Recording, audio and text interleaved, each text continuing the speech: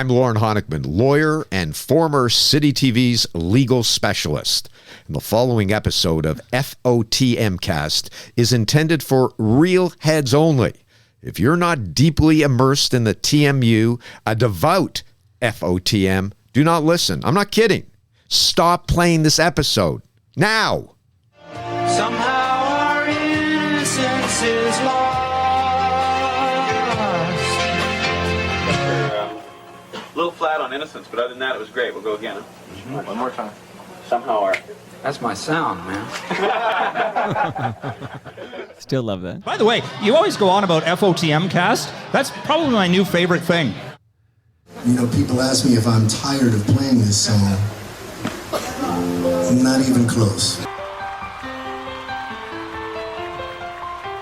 Perfect. Put on my Raven shoes and I boarded the plane. That's good. Touchdown in a land where the sky was blue, in the middle of the pouring rain.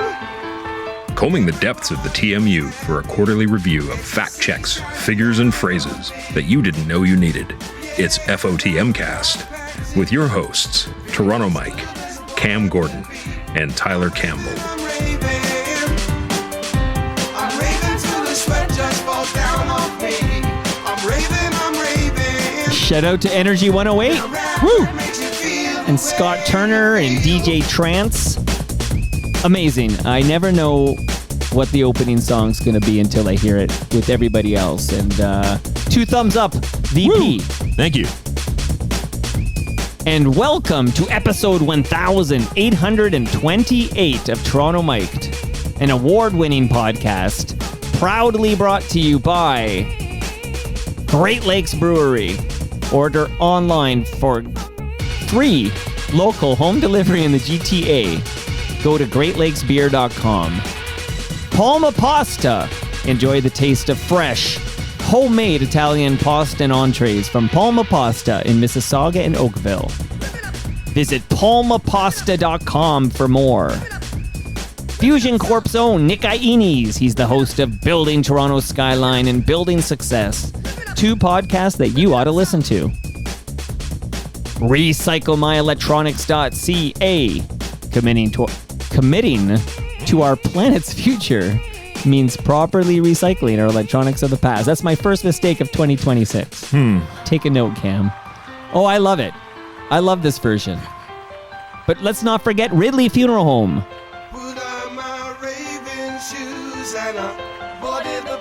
Pillars of the community since 1921.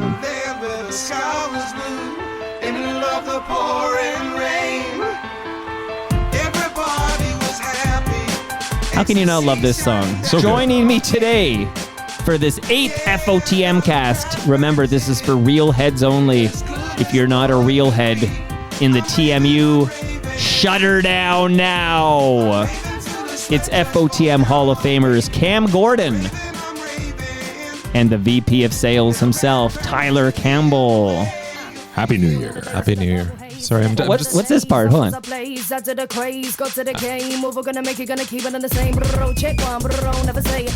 am loving this. Isn't it good? Is this a this is not the original Like I'm Raving.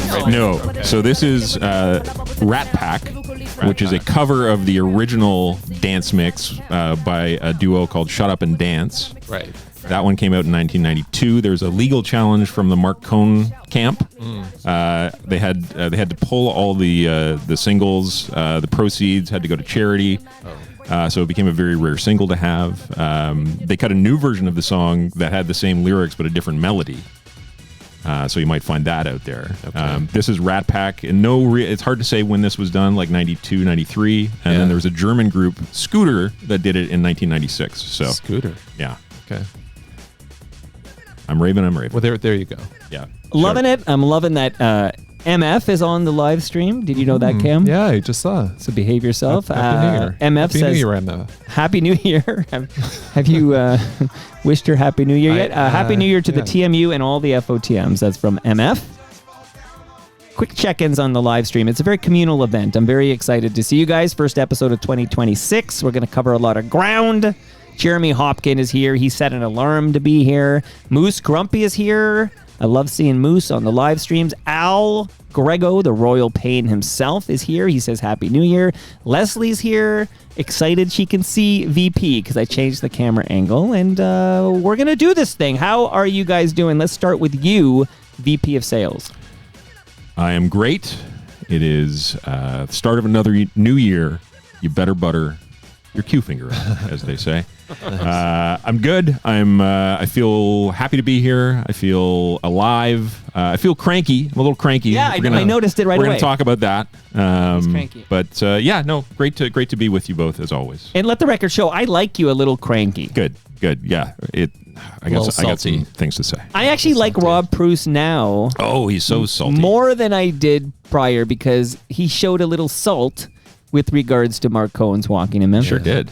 Nicest man in the TMU universe. I thought so too, and that's kind of boring, edge, right? A little edge. There's some edge on him here. But Yeah. how are you doing, Cameron Gordon? I'm great. 2026 has been awesome so far. Looking forward to some big things coming up this year. Major announcements. Looking forward to it. Yeah. Is it true? I was checking my Toronto Mike recording schedule for 2026, and I see, will you be on Toronto Mike at some point without Tyler to make a major announcement? It won't be an announcement. It will be to talk about a major announcement. So sort of, yes. Okay. But looking forward to it. It'll be big. This will be big. Is the Calgary market involved in any way?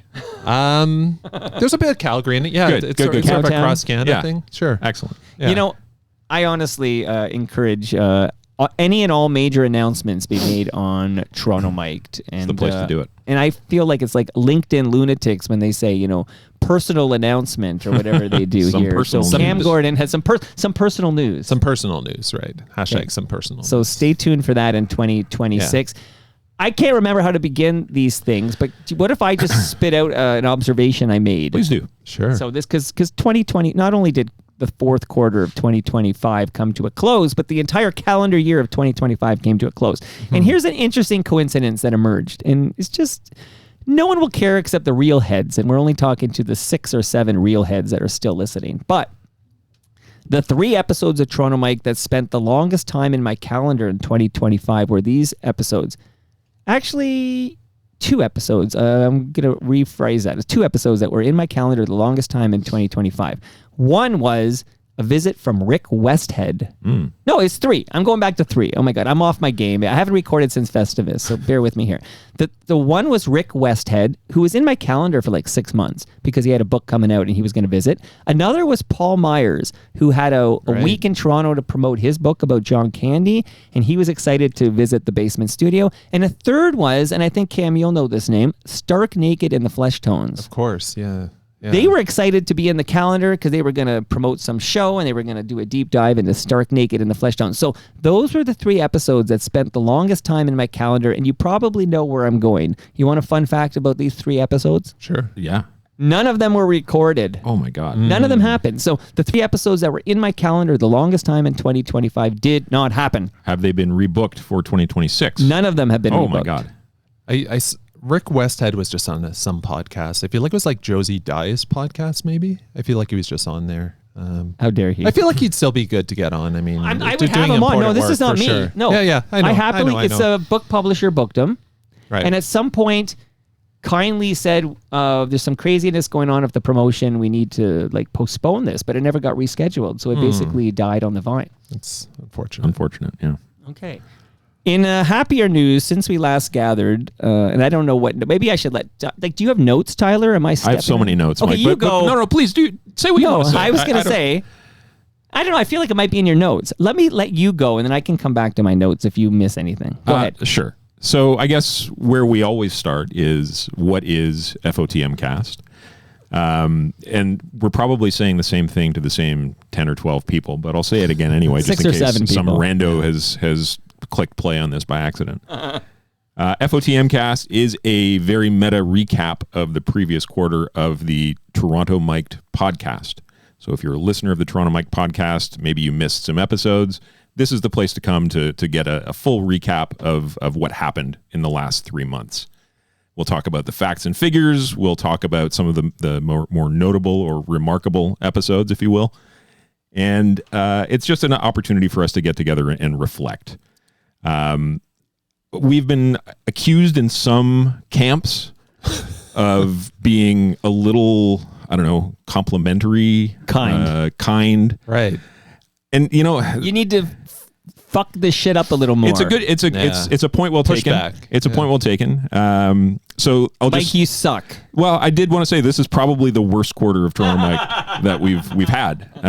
Some real fucking stinkers. You were not at your best. I mailed it in. Yeah, you mailed it in. Very little real talk. So not a lot to celebrate. Well, that will make his day. Who is that? The unnamed person who said I'm not. It's more of a general comment from the community. And he's winking at me, everybody. We take notes. Sorry, I'm just trying to airdrop our cheat sheet. Also, you know what? Keep going, but we never did test. So when we do play your first clip, I we thought never about that. tested Yeah, it. I know. So This could be a I'm fun where I surprise. always am, and I'm sure it'll work. But I'm please, like halfway. So we're mailing in this episode because yeah. this quarter is going to be shitty too. Yeah, it's bad. It's bad. So I have brought my grievances. I have a lot of problems with you people, as they say. Right. And Shout out to Elvis. Excited to air them with you gentlemen today. I think we'll push back where you need to be pushed back on. Yeah, there was a lot of that. Yeah, but we should say we made a format change because we felt it was too long. It was only 5 or 6 people listening, but still too long. And we're going to name check every episode, and we will stop down for 15 of them. That's right.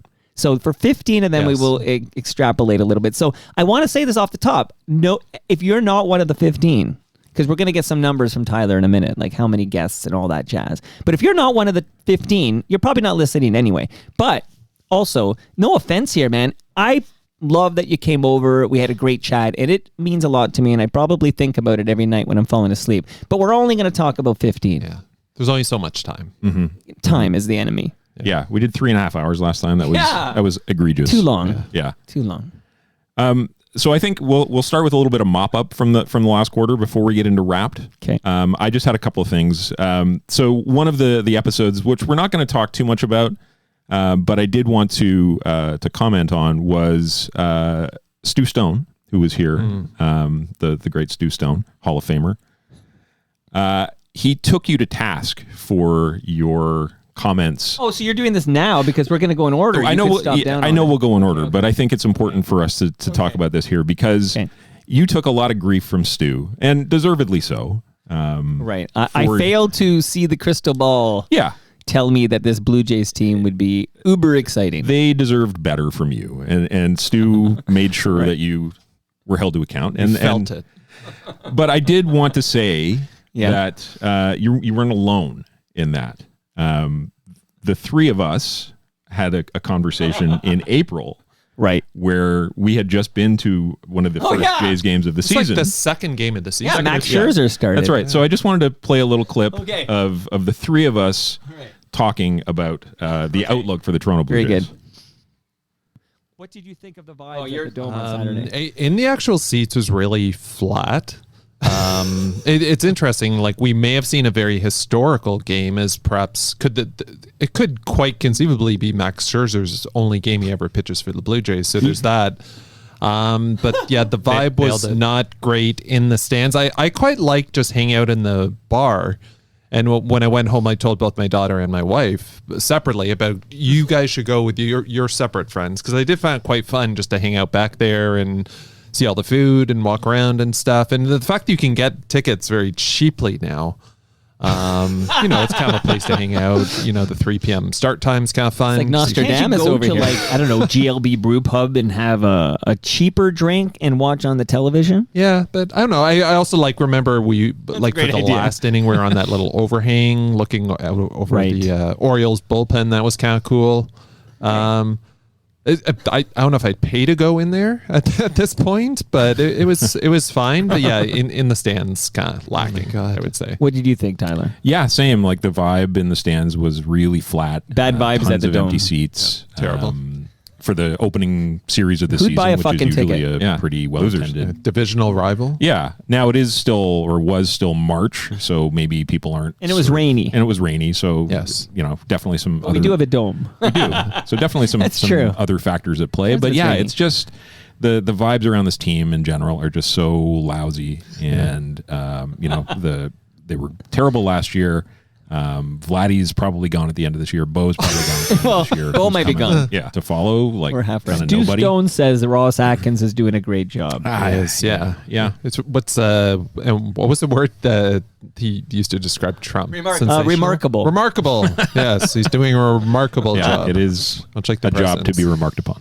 This aged like milk. Like a piece of cheese from like No Frills, like the cheap stuff out in the sun for 2 minutes. Like, think about it. Like, who would buy a ticket for these vibes? Meanwhile, fast forward whatever it is, 6 months or whatever, and people are like mortgaging their home to get a 500 level seat for a game. Truly remarkable in every sense of the world. Like what a season, what a team, so lovable. Who would have thought? Yeah. Who thought we go to bed dreaming of Barger, and like all these just Yuskevich. Love Dmitry Yuskevich. Absolutely. Dmitry Yuskevich made a comeback. Like what a fucking. I mean, I already ate that shit with Stu Stone, so I don't want to eat it again. I just wanted to say that for Stu, for anyone else, it's not just you that said those things. You were not alone. I feel good. I was not alone, as Michael Jackson once That's sang. right. Not alone. Excellent. Okay, and you have another clip for I this? do. Because then I'll do the mop up before we get into So wrap. this one is you've talked about this a little bit, but I did want to just kind of make a little announcement here, a little note of congratulations to the great Toronto Mike. This is the only positive thing I really have to say about you this quarter, but it's you're an award-winning podcaster. That happened, and I think it's well deserved. The podcast community has looked upon you and granted you a great honor. The Academy Well, how has the fuck spoken. did that happen? Because it wasn't. It's one thing to win. This is a big country. We have a lot of podcasts. I won. I didn't really. I did write a blog post that was nominated because I said, I'll just call myself a nominated podcast. That's cool. But I didn't do any talking it up or anything. I win. I mean, Al knows how this feels. But the category I won in, do you have it there? As news and current events or current affairs. I think that's news and current affairs. Like in all of this, in all of Canada. Okay, here it comes. Toronto Mike is simply the best news and current affairs podcast in Canada. Just like Tina Turner saying. No argument from me. I'm trying to think. Is Are you what processing you do? this? Yeah, like is what you do news? It's sometimes not. Yeah, but sometimes it is. There's certainly some topicality. Do you know? I guess you don't know who else was in the running for this. Well, you see, if I watched the YouTube live stream because I wanted to. In fact, I captured my little speech here. I could play it for you if maybe this is the time to play it. Sure. But I did see there were 5 nominees, but there wasn't any big names that everybody's gonna know. I didn't It's not like I beat out Canada Land or whatever. But here it is. This is only 40 seconds. Here we go. And the winner is Toronto Mic'd.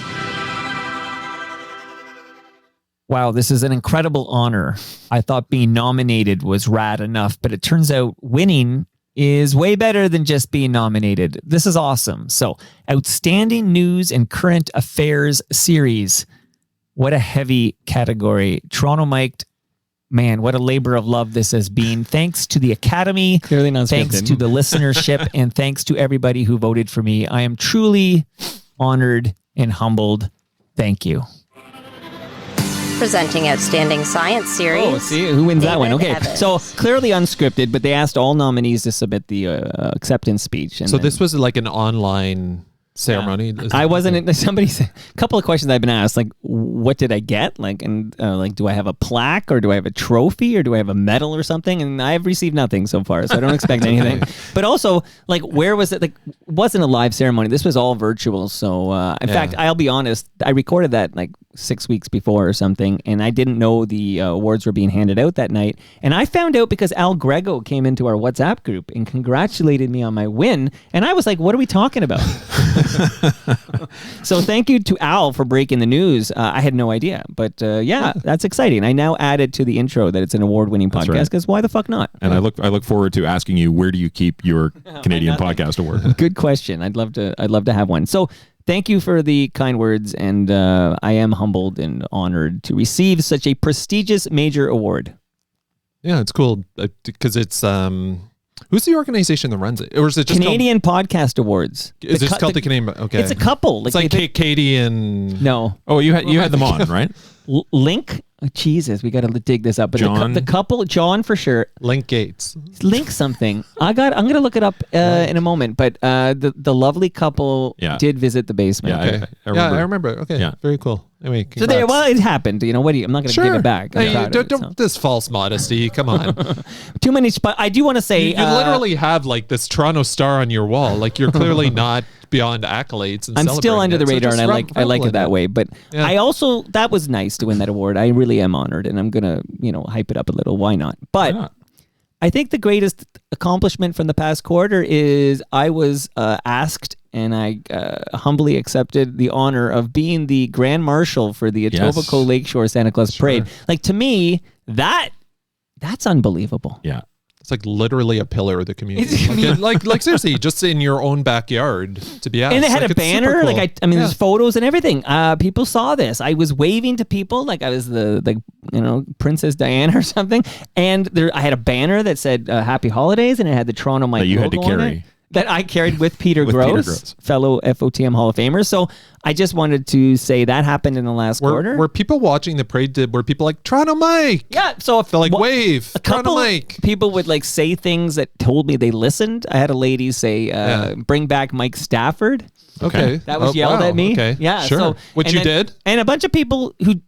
Hey, Toronto Mike, who just knew who I was, but the overwhelming majority of people smiled, waved, and I'm pretty sure they're like, who the fuck is Toronto Mike? Not since Ken McNeil shouted you out from the stage at Sneaky D's. Honestly, that's right up there with that. One last note here, and we're going to get to wrapped here, because it is too positive for you-know-who. Yeah. But I was quoted, and I don't think this has happened. Oh, it did happen. Maybe I don't think I've been quoted in the Toronto Sun before.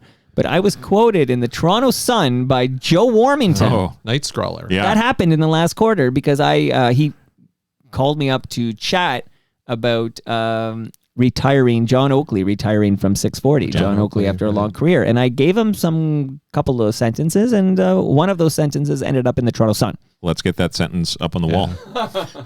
I got to get that framed here. So that's enough for me. I'll leave it back to you, Tyler. I do want to say, because I'll say it at the end, but I'll say it now.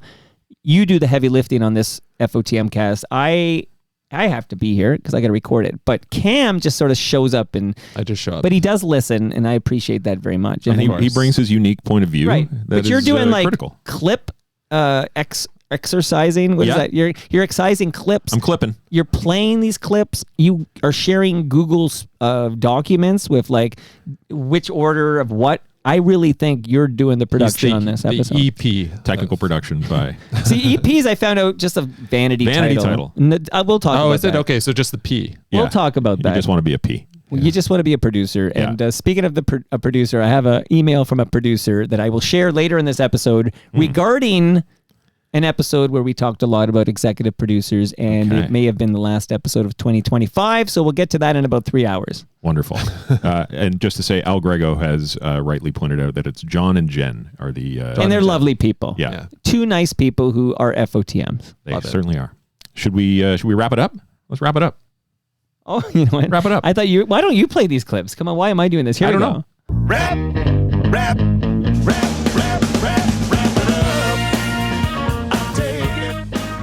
Wrap it up. I forget who sings. Is this the Barkeys or no? Little Feet or something? That is the Fabulous Thunderbirds. Oh, right. But it's a cover of a Sam and Dave But I do song. sometimes think that's who's the Popper band? John Popper's band. Blues Traveler. Sometimes I think it's Blues Traveler. I can see that. No. Stevie Ray Vaughan's brother, Jimmy. Right, yeah. And the other. And they were fabulous on the Thunderbirds. Cocktail soundtrack, right? They were. Powerful Stuff was the name of that track. Because I had the cassette of the Cocktail.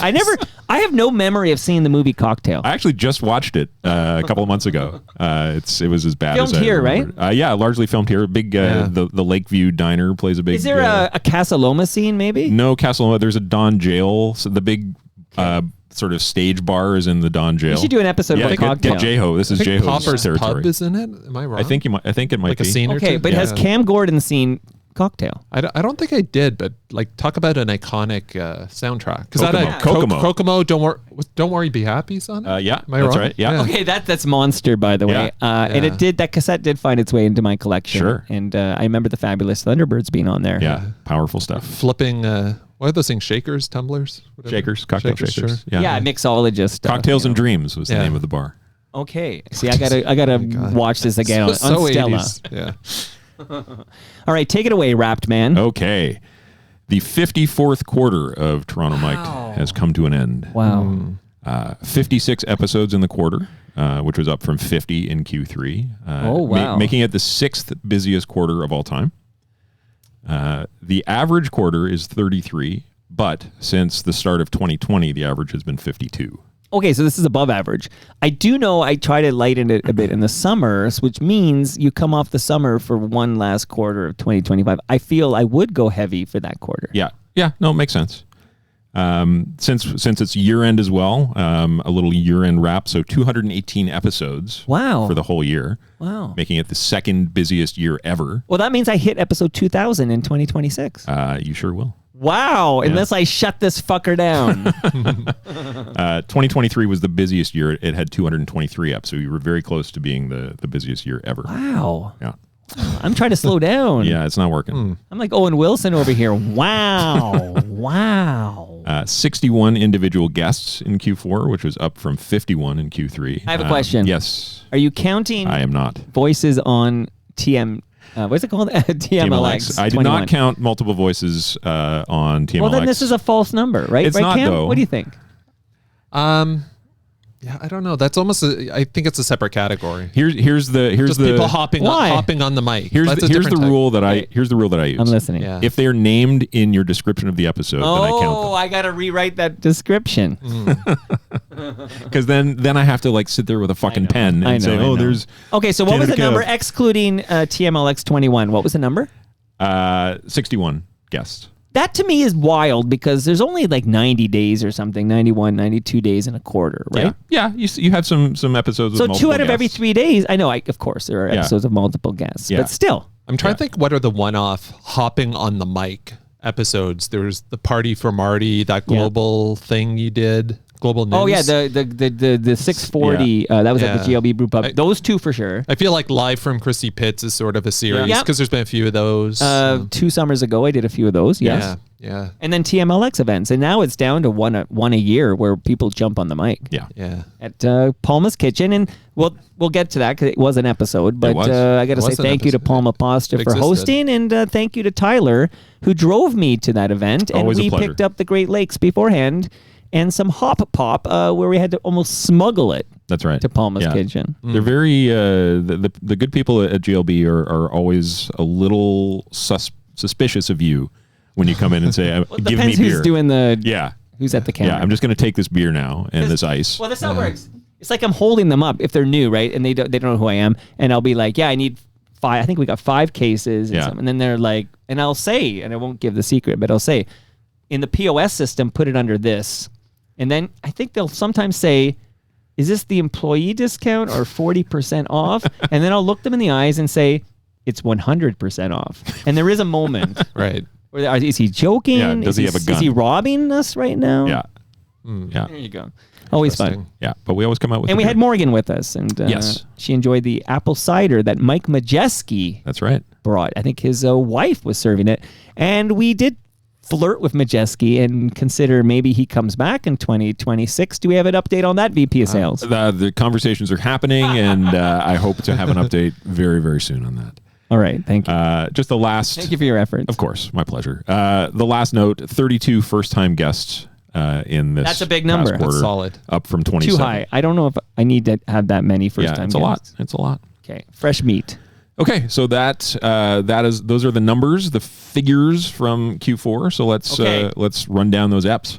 So am I going to say the episode name and then we'll just acknowledge it happened and then we will stop down for 15 of these? Yeah. Is that right? Most of these are terrible, so I'd rather you say the names. He's winking, everybody. I feel like it is the real heads listening, so keep with that shtick there. Yes, It's good. yes, Okay, yes. so this was the quarter 4 of 2025, and it began with Personally Profound Jams. That was Toast 46 with Bob Willett and Rob Bruce. Rob Bruce drives here every month. Yes, I do like to throw in the fact he ties his visit to my basement studio with a visit to his mommy in Burlington. Yeah, good for him. Good for him. I just want to throw He's that a good in boy. there. He's a good son. Yeah. So when mommy dies, we'll see if he's still coming over every month. Ooh. Come on. Shout out to Ridley Long Funeral time Home. from now. All right. Sure. The second episode, as is typical actually every quarter, Ed Keenan dropped by, and he'll be over next week. There you go. Okay. Love it. Good. Love it. Yeah. So the third episode was FOTM cast. This is the snake eating its own tail. Right. How was that episode? I thought it was great. Probably the top episode of the Highlight. quarter. Yeah. Always a highlight. Yeah. Yeah. And then the first, what I would say, new guest regular episode was Laura Hubert from the Leslie Spit Trio.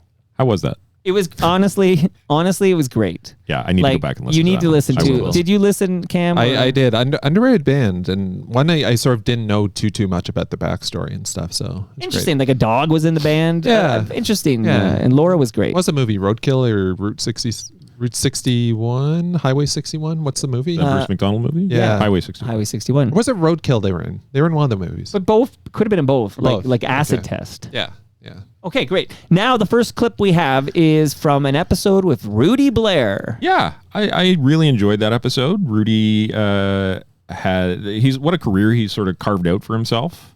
Being an entertainment journalist in the newspaper and on the radio, like just a self-made man almost. So let's hear Rudy talking about what happened to him at the end with the Red Company. Why does your time at 680 News come to an end? So here's what I'm going to say to you. Are you reading this from a lawyer letter? What's going on No, here? because everybody who has asked me this, I've always given them the, if you want to call it, lawyer list of, they said this was going on and whatever. I'm going to give a little bit more of my truth. And the thing is, somebody ended up in a higher position who did not like me. And as soon as I knew that person was in that position, I said, I'm not going to be here for long. And it took about a year before I was dismissed. They said it had to do with, what do you call those guys again, who will listen to your station and then come up with Consultants? Consultants, thank you. That's the word I'm trying to Humble and Fred like to talk very poorly of their many radio consultants. Yeah, consultants don't know what they're talking about. Anyways, they were told that nobody listens to entertainment on 680. That's the lowest thing, which I did not believe at all, because I know the reactions I got from people, especially because doing entertainment got me a 2-year run on Rogers Television on the mic with Rudy Blair that I did that had amazing ratings. So Right. It just, bottom line is, somebody who I clashed with for the longest time because I did not agree with the things that they did, got into the right position, and then suddenly I was told I wasn't doing entertainment. I had to do other things. Nobody was assigning me stuff, so I had to assign myself stuff, even though, you're looking up at the wall and I've got almost 20 RT DNA awards, and most of those are just mine alone. It was frustrating. And I think it was just, I was beaten to the ground, bottom line. And it was frustrating. And I was doing everything I could to make this work. So I was trying to come up with stories and things like that, but nobody was helping me. And then finally I walked in one day before TIFF. I got called in. I saw Human Resources, and here we go. My is finally out of here. How long had you been at 680, or at least with a Rogers 23 radio? years. 23 years. Okay, Now, did they sever you fairly? Again, I never said it to anybody, but I'll say it to you. they gave me opportunity, which I will always love that they did that. They gave me a platform to do what I wanted to do for the longest time. I got a chance to meet people and do things I never would have done. I mean, I'm having dinner with Lionel Richie, and things like that. But when it came down to pay, I was drastically not paid well. That's a hefty dose of real talk. Yeah. I mean, wow. I feel like this is such a typical, we've seen versions of this story time and again with our friends in the media. I feel like just, going in a different direction, these sort of legacy guys and women as well. I've heard this song before. It's like, it's tough. And like, what a career Rudy had. Like, it's incredible. Well, remember those comments from Rudy Blair, FOTM Rudy Blair, because later we'll get a woman, a beloved radio personality, echoes those sentiments, and I thought that was rather refreshing. But Rudy just said, fuck it, I'm going to tell it like it is. And that's a guest I love chatting up for 90 minutes. Yeah, he was really an interesting listen. Again, like a career that he has carved out for himself because nobody was going to create that position for him. And I felt badly for him, obviously, given the state of the industry, but also, even hearing him talk about or answering your question, were you severed fairly? He responded with, well, they gave me an opportunity. Yeah. Which is, not severance. No, right. And he had that big, yeah. Sometimes those gasps speak volumes, the size. I was going to say there's all that, and yet he continues to grind away. Yeah. Can I make a comment about Rudy Blair? Please. Yeah. So you guys might know I was a big Raffi head. Sure. You guys know that about me? Yeah. A corner grocery store. Love that. Sure. So obviously I've taken a few runs at getting Raffi on Toronto Mic'd. I want to talk to this guy. He just got the Order of Canada or something, like announced the other day. Yeah. I definitely saw a little YouTube clip within the last week of Rudy Blair talking to Raffi. Yeah. Well, Rudy, because I follow him on Instagram, I think he's still at events. He's still doing his interview series. Like he's talking to Raffi. Yeah. Again, that's a big get. He should be, I don't know if he has a podcast. He might not be eligible, but he should be winning Canadian Podcast Awards. I want Raffi on Toronto Mic'd. Rudy made it happen. Much respect to that man. Let the record show. And I had a prickly history of Rudy. Yeah. Like I'll say before he sat down, we definitely had a few, and he owned most of it, I think, in that episode, which I appreciated, but kind of a dick to me multiple times. Yeah. Yeah, I think I mentioned, like, I had some, not the most pleasant, like, PR journalist experience, which, PR people are generally not fun to deal with. You were in PR? Yeah. But I don't know. It's like completely ignored that. He seems to have a real sort of strength of conviction for what he's doing, and just clearly loves it because he's still doing the entertainment stuff. So props to him for just keeping it real with what he's doing. So great. That's one of the 15 is Rudy Blair. Then that was followed up very interesting because Rudy Blair, seasoned veteran, he's been on the air for over 2 decades, still doing his own thing. But then a young country singer named Hayden Ryan, and my interview with her was her first ever interview. Kind of an interesting follow-up to Rudy, because Rudy spent a lot of time focusing on those sort of up-and-coming artists, like Avril Lavigne. Yeah. Right. So you did exactly what Rudy said to do. And I do mix in, so this was somebody, a beloved FOTM, asked me if I do it. And yeah, I do want to talk to some of these, bigwigs. I want to get Bruce McCullough down here. I need to talk to, John Kastner. We'll talk about that. But at the same time, I'm happy to chat up a young up-and-coming artist like Hayden Ryan. And Ryan's with 2 N's, by the way. Noted. So that happened. Okay. Although I did listen, at the end of that episode, I said if she came to TMLX 21, she could sing a song. That did not happen. Did she say she was going to come? No, she just didn't come. Okay. So we did not get a song from her. Okay. The next episode I'm going to shout out, it was Steve Teakins. I found this would be a very interesting episode, but it was particularly interesting to me because my son Jarvis was the co-host for this episode, making his Toronto Mic'd co-hosting debut because it must have been a PD day or something. So Steve Teakins and Jarvis, and I want to say it was a great job by Jarvis. He was excellent. He really asked some thoughtful questions. He was very respectful. It was great to hear him, and he's got a future in this if he wants it. Absolutely. Now we have the next episode. We'll play a clip from. Do you play the clip first, or do I name it first? You can name it. Okay, Sonny Greenwich Jr. from Boot Sauce. The infamous Boot Sauce. Fuck Boot Sauce. Yeah, fuck Boot Sauce. Let's hear Sonny. Yeah, we were very bad boys. Let's just put it that way. Well, Sonny, I'm glad you brought it up. Okay, because I talked to lots of different musicians, and we're going to get into a couple and specifically in a moment because I'm going to ask you about one particular tour. But there's some musicians don't love you guys in Boot Sauce. Like there's do you know this, that some Canadian musicians aren't big Boot Sauce boosters? Well, look, I can't say so we diplomatic. were. I mean, we were idiots, basically, Right. I mean, I was the oldest guy in the band, and I had just like turned 30 or something, So it's not like we were more musically advanced than than as humans, Right. We probably did a lot of things that pissed people off, and we were not short on ego anywhere. And we basically didn't let anything get in our way, and right. And I think that we probably stepped on a few people's toes that we shouldn't have, and in fact, that I never really wanted to anyway. It just happened that way because most of the time we were so drunk we couldn't figure out what was going on anyway.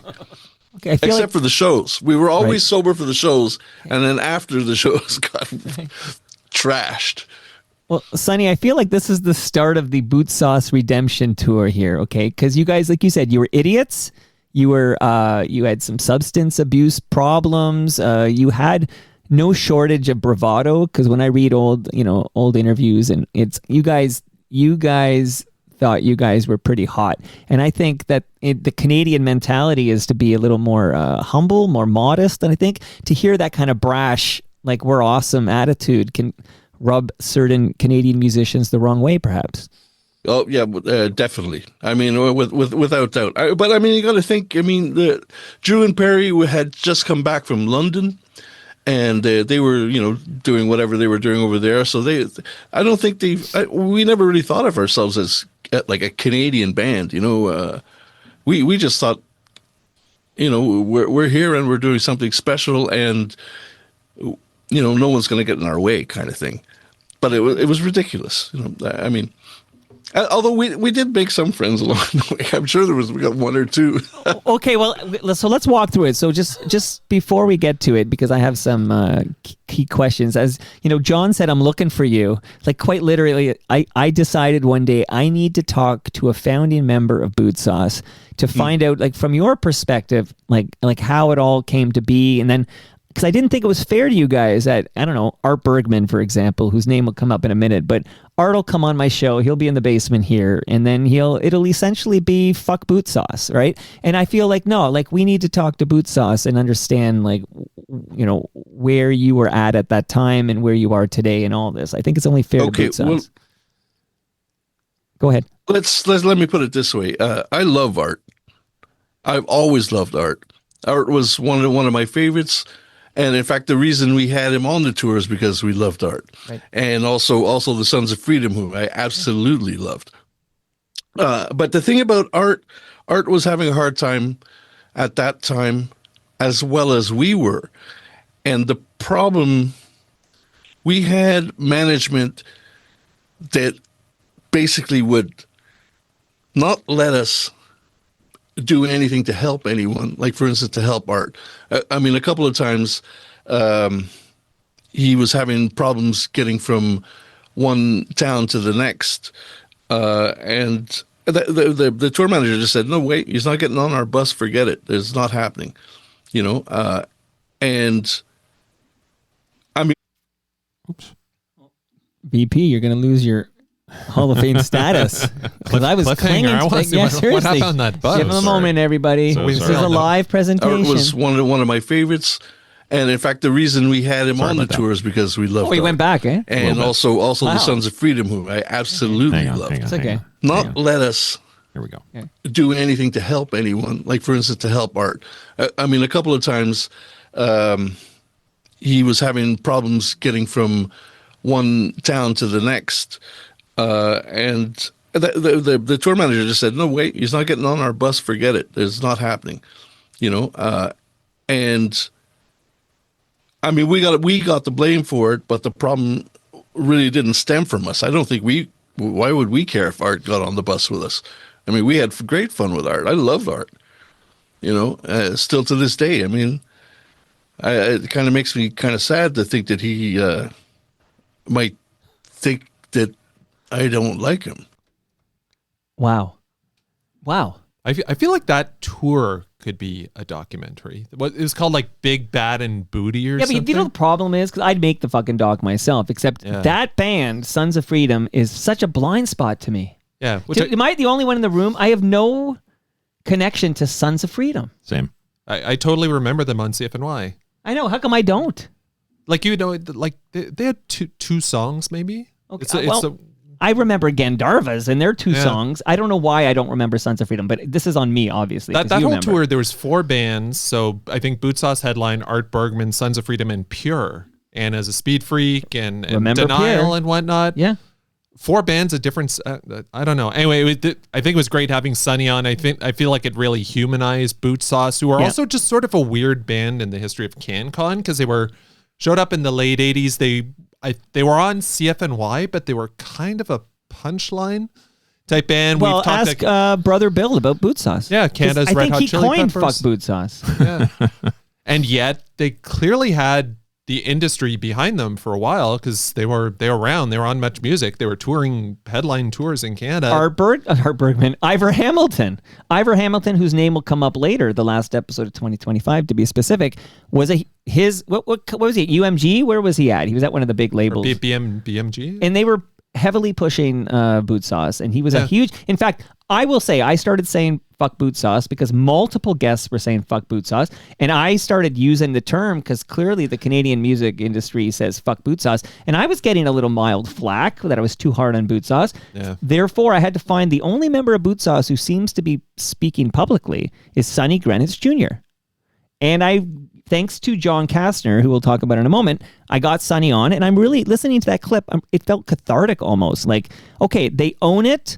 They do play a bit of the blame game. They blame this. So really, they're saying, say, fuck Boot Sauce's manager, is what I'm hearing there. Yeah. Like the fact is, there's no room on this bus for Art Bergman. Therefore, Art has to hitchhike. This is the famous Lowest of the Low song, Life Imitating Art. This has been well documented on Toronto Mike. I feel like this is the shit I exist for. Who else gives a fuck about this? But you have room on the bus. You like the man. He's a living legend. He's, from the K-Tels or whatever, the young Canadians, whatever. Canadians, sure. Going to fucking Hawaii. I love that song. I don't know how you don't let Art Bergman on the fucking bus to get to the next tour stop. Yeah. If you like him, you respect him. He's a legend. He needs a ride. You have room on the bus. Let Art on the bus. Couldn't have said it better myself. Okay. Yeah, no, I mean, like Fergie. But who's this manager? We never. Who is the manager? Who is? Yeah. who this manager of Boot Sauce who basically says Art Bergman has to fucking hitchhike to the next town, even though we have a bus going to the same place and he's on the same tour and we like him, we admire him, we respect him. He's a living legend, but he can fucking hitchhike because we're not letting him have that empty seat on our bus. Yeah. I think every time I hear this story or I hear the song Life, my mind just goes to Hardcore Logo. Like certain scenes from Hardcore Logo, especially, they were in the we Rockies talked about Highway 61 and Roadkill. Touring in Saskatchewan and whatnot. Like, how the fuck does anyone make any money in this industry, in this country? It's such a big country and it's so hard to work the country. Yeah, so let Art on the bus. Let Art on the bus. So, anyways, it felt to me cathartic to talk to Sonny and to hear Boot Sauce. They know they were assholes. Their manager particularly made them out to be like industry bad guys, like, Lee Marvin or something. I just watched, because I just watched. Great reference. I just watched The Man Who Shot Liberty Valance, okay? Yeah. You got George Bailey there, right? You got Marion is his real name, but you got John Wayne in there. It's just an unbelievable movie. You have man to see, culture. Yeah. His name's Marion. Yeah. Good theme song too. Yeah, but the song, ready? I couldn't. So I played the song for my kids because I kept singing it before I watched the whole thing. That song I could not find in the movie. Like, where that song? I thought the song would be in the movie. I couldn't find it. Yeah. I feel like they made that song about the movie, but it's not in the movie. I have to do some Googling on this. Take it away, VP, because I'll just talk for 90 minutes about Sonny Grandis Jr., whose dad has the Order of Canada. That's right. A great jazz guitarist from Hamilton. My Shout hometown. out to the Hammer. That's right. And Tom Wilson. Love Tom Wilson. Okay, I think we can move on. Oh, I have a clip for this next one. Yeah. The next guest was Lisa Brandt, okay? Not her real name, okay? Shocking. But more on that in a moment, because I pulled a clip from it's called, I wish I had the name of this. I really didn't do enough homework. But there is a lovely podcast with Aaron Davis and Lisa Brandt. Pop that Great Lakes beer on the mic. Right, that's a premium lager. Thank you to Great Lakes Brewery. That's all we're going to drink in 2026. Cheers to the VP of Sales going above and beyond. Here is about 30 seconds from the Aaron Davis and Lisa Brandt podcast. You know what I was happy about was driving from my former radio partner, Mike Cooper's, to Ottawa and listening to a podcast with my friend Lisa Brandt and a fellow called Toronto Mike who talks radio and music and just does a tremendous podcast at torontomike.com, and just listening to your stories. And I cannot believe that after knowing you for probably the best part of 20 years, I learned stuff about you, Lisa Brandt. Did you? So there's a little teaser, but they go down a long list, including just a long list of things that Aaron Davis did not know about her BFF, Lisa Brandt, but she learned about on Toronto Mike. And I thought it was cool to get referenced on Aaron's podcast. I think it's very cool to be referenced on Aaron's podcast. And I think you got great pipes. Have I told you that before? You've mentioned it before, and I appreciate that. Thank you. All right. So next, going back to my list, everybody, we are going to cook with gas here. The next one, I have a clip for this one too. So The next guest was Kelly Catrera, a good personal friend of mine who hadn't made any public appearances, I don't think, of substance since she was let go at AM 640. Okay. So I found this clip to be sort of an echo of the Rudy Blair clip, although a lot shorter. Here is a moment, 20 seconds or so, of Kelly Catrera, basically the moment she knew she was going to be fired at AM 640. And I'll never forget what he said to me. He said, "I don't get your show." Mike Ben Dixon. And I just went, well, like, the voice in your head. I mean, there were a lot of things that it was saying. One of them was, fuck you. The other one was, I'm fucked. Like, that's raw Kelly Catrera. I was surprised. It's the realest of real talk right there. That was the thing. I actually thought the Lisa episode, Rudy, Lisa, Kelly in succession. Right. Versions. I feel like Lisa's story is a bit different from what I recall, but certainly Kelly and Rudy, I feel like there was a lot of commonality. And Kelly brought it. It was a signature episode, in my opinion. Well, thank you very much. So I wanted to acknowledge that episode. And Kelly, who I did see at a Kelsey's, at a Humble and Fred event at Kelsey's recently, is planning to launch some kind of a podcast. So we'll have the news and Kelly back in the basement when she's got the new podcast ready to announce. Okay. The next episode was a gentleman named Rick Sargent from Local Radio Lab. Local Radio Lab is the company that owns Indy 88. Shout out to Bob Willett. Shout out to Bob Willett. And Bob's now on like all these small stations, like voice tracking. That's right. Like he's like mornings in Milton or something like that. I don't know. He's all over the place, but he'll be back for Toast very soon with Rob Bruce. I saw Rick Sargent at TMLX. Do you know I didn't know he was there? Really? It's wild how I learn about guests, people that were at TMLX that I did not know were there. That's nice to hear. Yeah, Rick he was there. Sargent came to, so I didn't know he was there. So thanks for telling me. Of course. My pleasure. The next episode was, David Kynes helped make this happen. He said, you need to talk to a founder of City TV. And I'm like, well, Moses won't talk to me. And he said, well, there is another. And I got to talk to Jerry Grafstein. So Jerry is a founder of City TV. He's in his 90s, but he's sharp as a tack, and he had lots of interesting things to say. And he was my guest after Rick Sargent. Senator Jerry Grafstein. Right, of course. Yeah, I'm just scrolling. I'll let Pagan take care of that part. Yeah, like I'm just scrolling through his Wikipedia page. It's robust. Like, it's incredible some of the stuff this guy's done. I mean, the City TV is a very small part of his product. Oh, I know. And don't forget YTV too, and CFMT, I think. But I did say in the episode, I said, look, there's a huge chunk of the story that's him as a senator, and you can find an episode of The Agenda with Steve Paikin for that. For everything else, you come to Toronto Mic'd. Okay. Also, get your fill of Bill Davis. Right, always. And several books. Shout out to Steve Paikin. Okay. Yeah. Arash Madani came by, and he's another guy who's been pretty silent since he was fired. So he was a little more careful, I want to say. Yeah. But, you know, I respect that you have to be careful sometimes. You can't burn all the bridges. Pseudo-colleague of Stu Stone over there. Yeah, at the Bodog. That's right. Yeah. I imagine Arash is still under some sort of non-disparagement, non-disclosure kind of paperwork. So good to hear from him, though. He's great, talented dude. Yeah, and I like him. They didn't want him to host to be the Grand Marshal in the Santa Claus Parade. You tried. I don't know. Did I say this in public? I think you did. I can't. Sometimes I get confused, and that causes me trouble. But when I was asked to be the Grand Marshal for the Etobicoke Lakeshore Santa Claus Parade in 2025, my first response was, "We can do better." And I proposed some very famous people who live in this little neighborhood of mine, New Toronto. One of whom is Mary Berg. That's right. But I don't know Mary, but I said maybe Mary Berg. And then I said, Arash Madani lives in the hood, and I actually know him, and I have his email address. And apparently they did ask Arash, but Arash, maybe he was out of town or something like that. But he sold it. Anyway, I ended up doing it. I said, I had one condition, though. FOTM Hall of Famer not Stu Stone, Peter Gross. I wish Stu Stone would That would have been remarkable. Yeah, well, next time. I needed Peter Gross by my side. Okay, the next episode, which we're going to play a clip from, and it's funny because we just talked about Sonny Granitz Jr. from Boot Sauce, who I was connected to because, I'm trying to remember now, was it somebody from Rusty? I'm trying to think, was it Jim Moore? I thought it was Jim Moore. Jim Moore might have connected me to Sonny Granitz Jr. We love Jim Moore, and he listens to every episode. Hello, Jim. John Castor was my next guest from the Doughboys. You had been chasing him for years, I feel like. Do you know who his wife is? Of course. Well, regardless of that, I mean, just Doughboys. We all love the Doughboys. Huge. I know, I made it funny. And this... More at the Elmo. This episode was... yeah, we'll talk about that too. This episode was remarkable because you took two swings at it.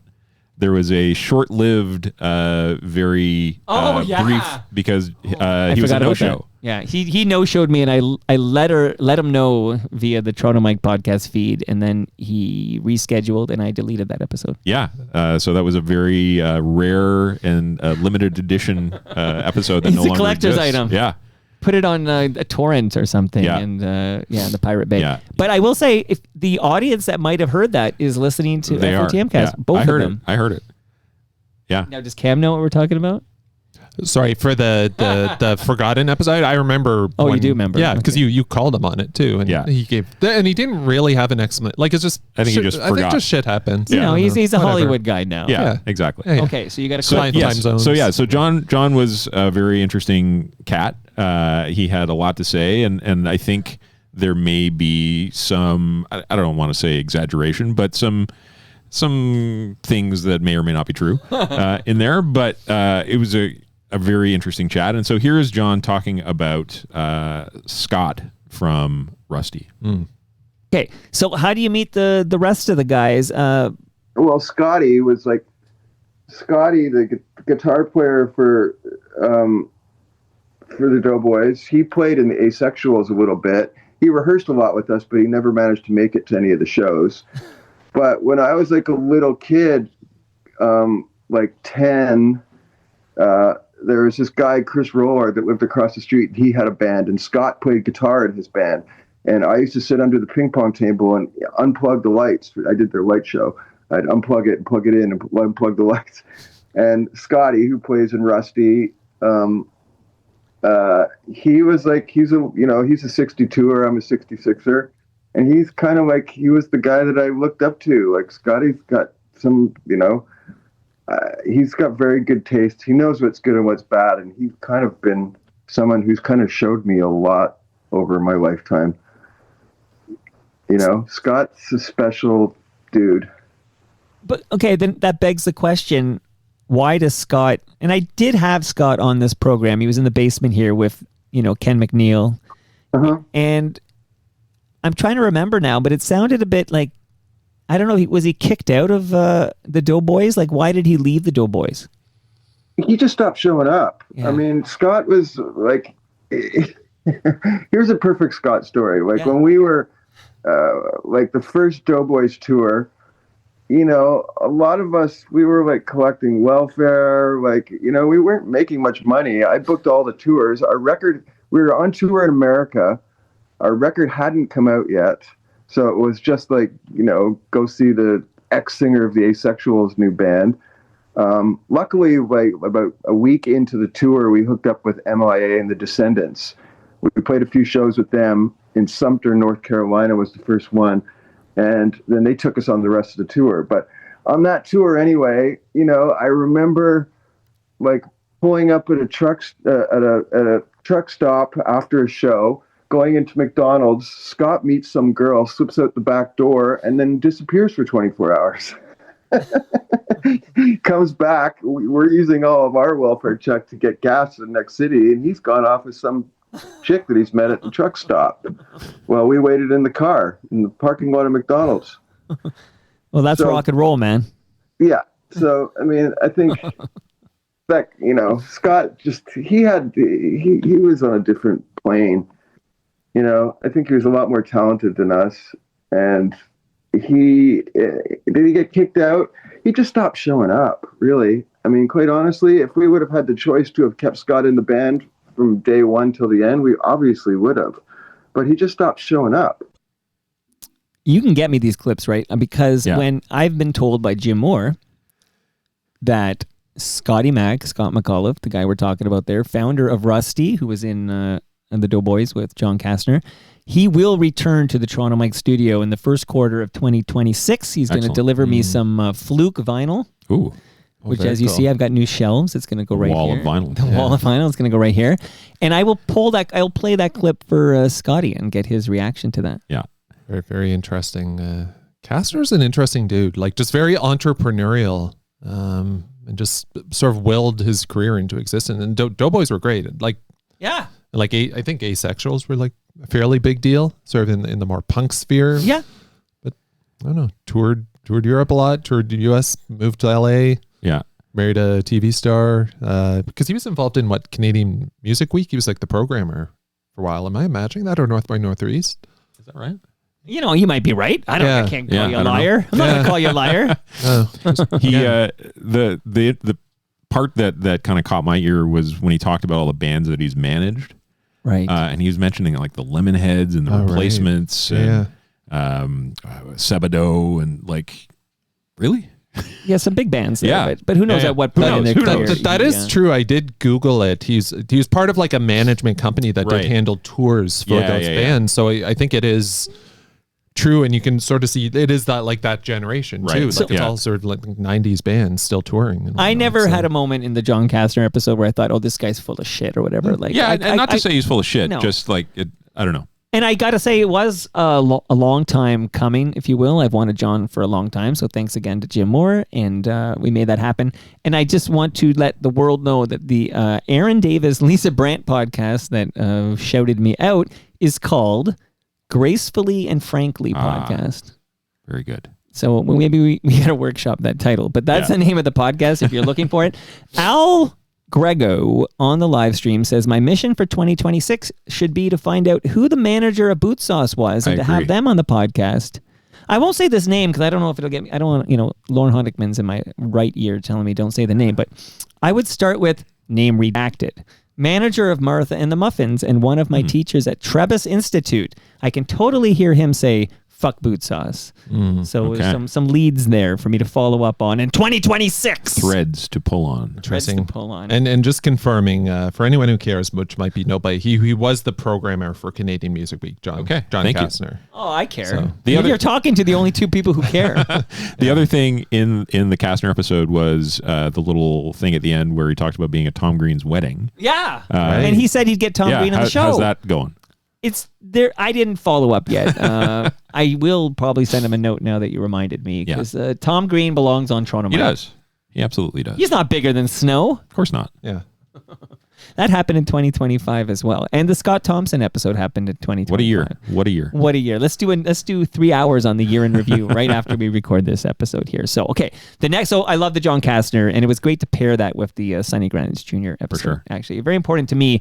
My 90s, I know Pagan won't listen to either of those episodes, okay? But they're important episodes to yours truly, and you got to keep me interested here. Speaking of interesting, Alan Zweig returned because he has a new documentary. Yes. And yeah, talk to me about the Alan Zweig episode. So this episode was interesting to me because it felt like a whole other Alan Zweig. It was a very different man, it seemed to me, as someone who does not know Alan Zweig. He just seemed very positive and not chipper, but like he was very complimentary towards you. Yeah, he sounds like he's working on himself. Yeah, and good for him. His quote at one point was, "Your whole thing is amazing." Oh, I like that quote. Yeah, okay. Like just talking about. But you didn't pull that clip. I didn't pull that clip. There's so many clips. We'll be here for 5 hours. I think he was impressed because I referenced it a couple times. He was impressed that the opening theme and everything was live. Like, yeah. So, right. Yes. I'm here. I'm exactly. fading down. I'm saying I fucked up the intro today just to prove it's live. I fucked up a clip. Also, I didn't update my intro, even though a sponsor was only seasonal. Oh, yes. And I was in real time editing that file. Oh. That's what happened there. So you got to be able to real time production here. Okay. But Alan Zweig was just letting the listenership know he was impressed by the fact that I don't do the intro in post or whatever. Right. Yes. It's all everything's live to tape here, no edits or whatever. And I love compliments from a great filmmaker like Alan Zweig. And I do think maybe he wasn't proud of what went down at the TMLX in 2024 at Palma's Kitchen. Because I noticed at the TMLX, because he came back, thankfully, to the TMLX at Palma's Kitchen in 2025, and it was absolutely a kinder, gentler, because I did try to stir a little shit. I've been known to do that, and I had him on the mic with Brad Bradford. Yes. And it was peace and love, he didn't kumbaya. take the bait. Yeah. And I know Elvis was upset, but I respect that. And then Zweig on his episode of Toronto Mike was absolutely delightful, and he is turning over a new leaf. Maybe I get partial credit for that. Maybe you do. Anyway, I enjoyed that What chat. says Cam Gordon about me changing the life of Alan Zweig? No, it's definitely kinder, gentler.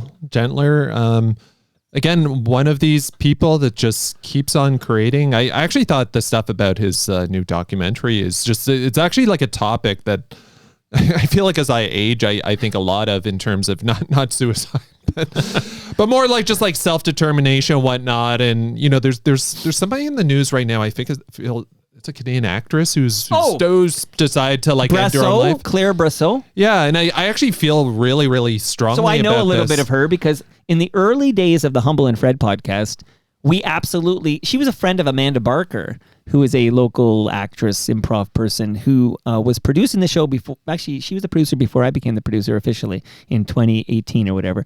But she was a friend of Claire Brasseau and would put Claire Brasseau on the show, Humble and Fred. Okay. So I do know, I'm familiar with this person who has mental health challenges. And at the 47 or something, she's in her 40s and she is looking into medical assistance in dying, to end her suffering for mental health issues, which is something that will be much discussed on talk radio. Yeah, in this country. I think it'll just be interesting in the coming years, sort of topics around, let's just call it like self-determination. Mm-hmm. For whatever reason you want to go, should you have that choice. And I strongly feel like people should, for whatever reason, as long as they can do it sort of safely and ethically and whatnot. So like, I'm not saying this was the same thing, because like the people that he had the clips and whatnot and his talking, it's a different category, but it's certainly within a larger fascinating conversation. So, and I echo those sentiments. And I would also like to know the people to know that they are thinking of hurting themselves or self-harm of any way. They can talk to somebody at 988. Are you familiar with this new number? Yes. 988. Yeah, because sometimes it is darkest before the dawn, and sometimes you just need some help. Yeah. And so we're not talking about those people. We're talking, but it is an interesting conversation to have. For sure it is. Totally agree. Yeah. That's why you come to the FOTM cast. Do we need to put a trigger warning on this one? Seasonal affective disorder. Oh, that is worth noting though. It is I think I've done 2 trigger warnings in the history of Toronto Mike, and that episode got one. Yeah. And another episode this quarter. They're both this quarter, so we'll talk about the other episode soon. I have not seen Alan's new film yet, but I would like to. Do you know if it's National Film Board, is that where it's gonna live? I think so. Yeah, okay. I know I got a magic link that I'm not allowed to share. This will be discussed with the final episode. Well, of yeah, I was going to 2025. say we're going to be talking making documentaries in But Canada, but it is worth noting. It is standard practice that when I am talking, because I do have people, I did the Ontario Place documentary, you might remember, I do have filmmakers on, like Alan Zweig, and they do want you to watch the film before you talk about it, because I don't want to talk about a movie I haven't seen, although I have done the odd chat with somebody who did a book I haven't read. This has happened, but I don't focus, I don't dive into the book deeply. I usually scan it quickly sometimes. A little bit behind the scenes. But that's like 5% of the episodes about, you got a new book, tell us about it. Let's go back to the 90s. I do feel like that was a bit of a reoccurring theme about you don't want people's opinion unless they've heard the song, read the book, listened to the podcast, watched the document. Yeah, which it's totally true. You shouldn't criticize a movie. I would never criticize a movie I haven't seen. Yeah. And I wouldn't criticize a podcast episode that I haven't listened to. I can't be alone in this. Yeah, you're not. Isn't it standard practice, right? Well, I find this a lot with musicians, especially bands that have been doing this for a long time, people shitting on their new album. It's like, have you even listened to it? Right. Right. It's not as good as the old stuff of How do you know? It's like, how do you know? Yeah. Right. I can't comment on a video that I have not seen or may not exist. Rob Ford. Yeah. I think you could say, I'm just not interested. I'm not going to make the effort. It's not my cup of tea. I say that a lot. Yeah. Or you just don't care. But I'm not going to criticize. I'm not going to criticize a CFNY documentary that I have not seen. Exactly. No. But bottom line is, it is standard practice for, my daughter's calling. It is standard practice to get a secret link to view something, to discuss with the filmmaker or somebody in the film, even though it's not publicly available yet. This is standard practice. So Alan Zweig got me a link so I could watch his documentary before we talked about it, and we had a great chat about it. Indeed. And the next episode was also an episode you have a clip for, and it was somebody who was also delightful at TMLX 21. It was Reshmi Nair. She was great at TMLX 21, and she was great on Toronto Mic'd. So let's listen to Reshmi. It was a really hard time for both of us. Let's see. A couple of big headlines that happened right when we launched was Roe v. Wade was overturned.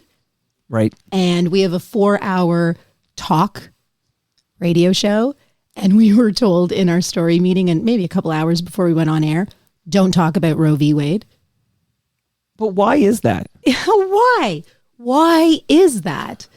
We took it personally. We definitely took it personally. Scott looked at me, a woman. I looked at him, a progressive man. And we looked at each other and thought, is it because you're you and I'm me that we can't talk about Roe v. Wade being overturned?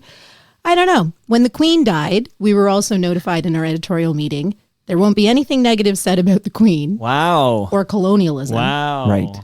And again, we looked at each other and said, is it because of you? Is it because of me? Is it because you're who you are? And I don't know what the final answer is on that, but when you go to work and you wonder if decisions are made, really bad decisions, are made because of you, you kind of walk around wearing that, going, well, it must be because of me. Is that one specific workplace that is run by a great company toxic, discriminatory, completely against the grain of where all of humanity is going, which is just tolerant and understanding and welcoming? It's a tough place. Wow. Wow. That's my new catchphrase. Wow. Move over, Owen Wilson. Yeah, I find that refreshing. She's telling it like it is about this CFRB. The mighty 1010. News Talk 1010. News Talk 1010 without a news department. But yeah, well, I'm curious for a former PR man, or maybe current. I have no idea what he fucking does. Still working over here, but thank you. What do you think of this whole idea of these the talk shows on a Bell Media owned station being told, okay, the Queen died, don't talk about colonialism, or don't talk about Roe versus Wade, etc. I'll just say, with especially the big corporately owned ones. I think that's just how it works right now. I'm never sort of surprised to hear these things. They may have. I did in the real time. I did mention this, but they may have a blanket statement like, okay, we're an AM talk radio station in Toronto. We don't talk about abortion. Right, right, yeah, and certainly 1010 has a long history of leaning more conservative and whatnot. So I do give them credit for putting Rashmi and Scotty Mack on the air because I mean they're a bit atypical in terms of the people you often hear on the straight white guys. Yeah, like we heard sort of our former mayor John Tory filling in again over the holidays and whatnot. Like that's more sort of de rigueur for it.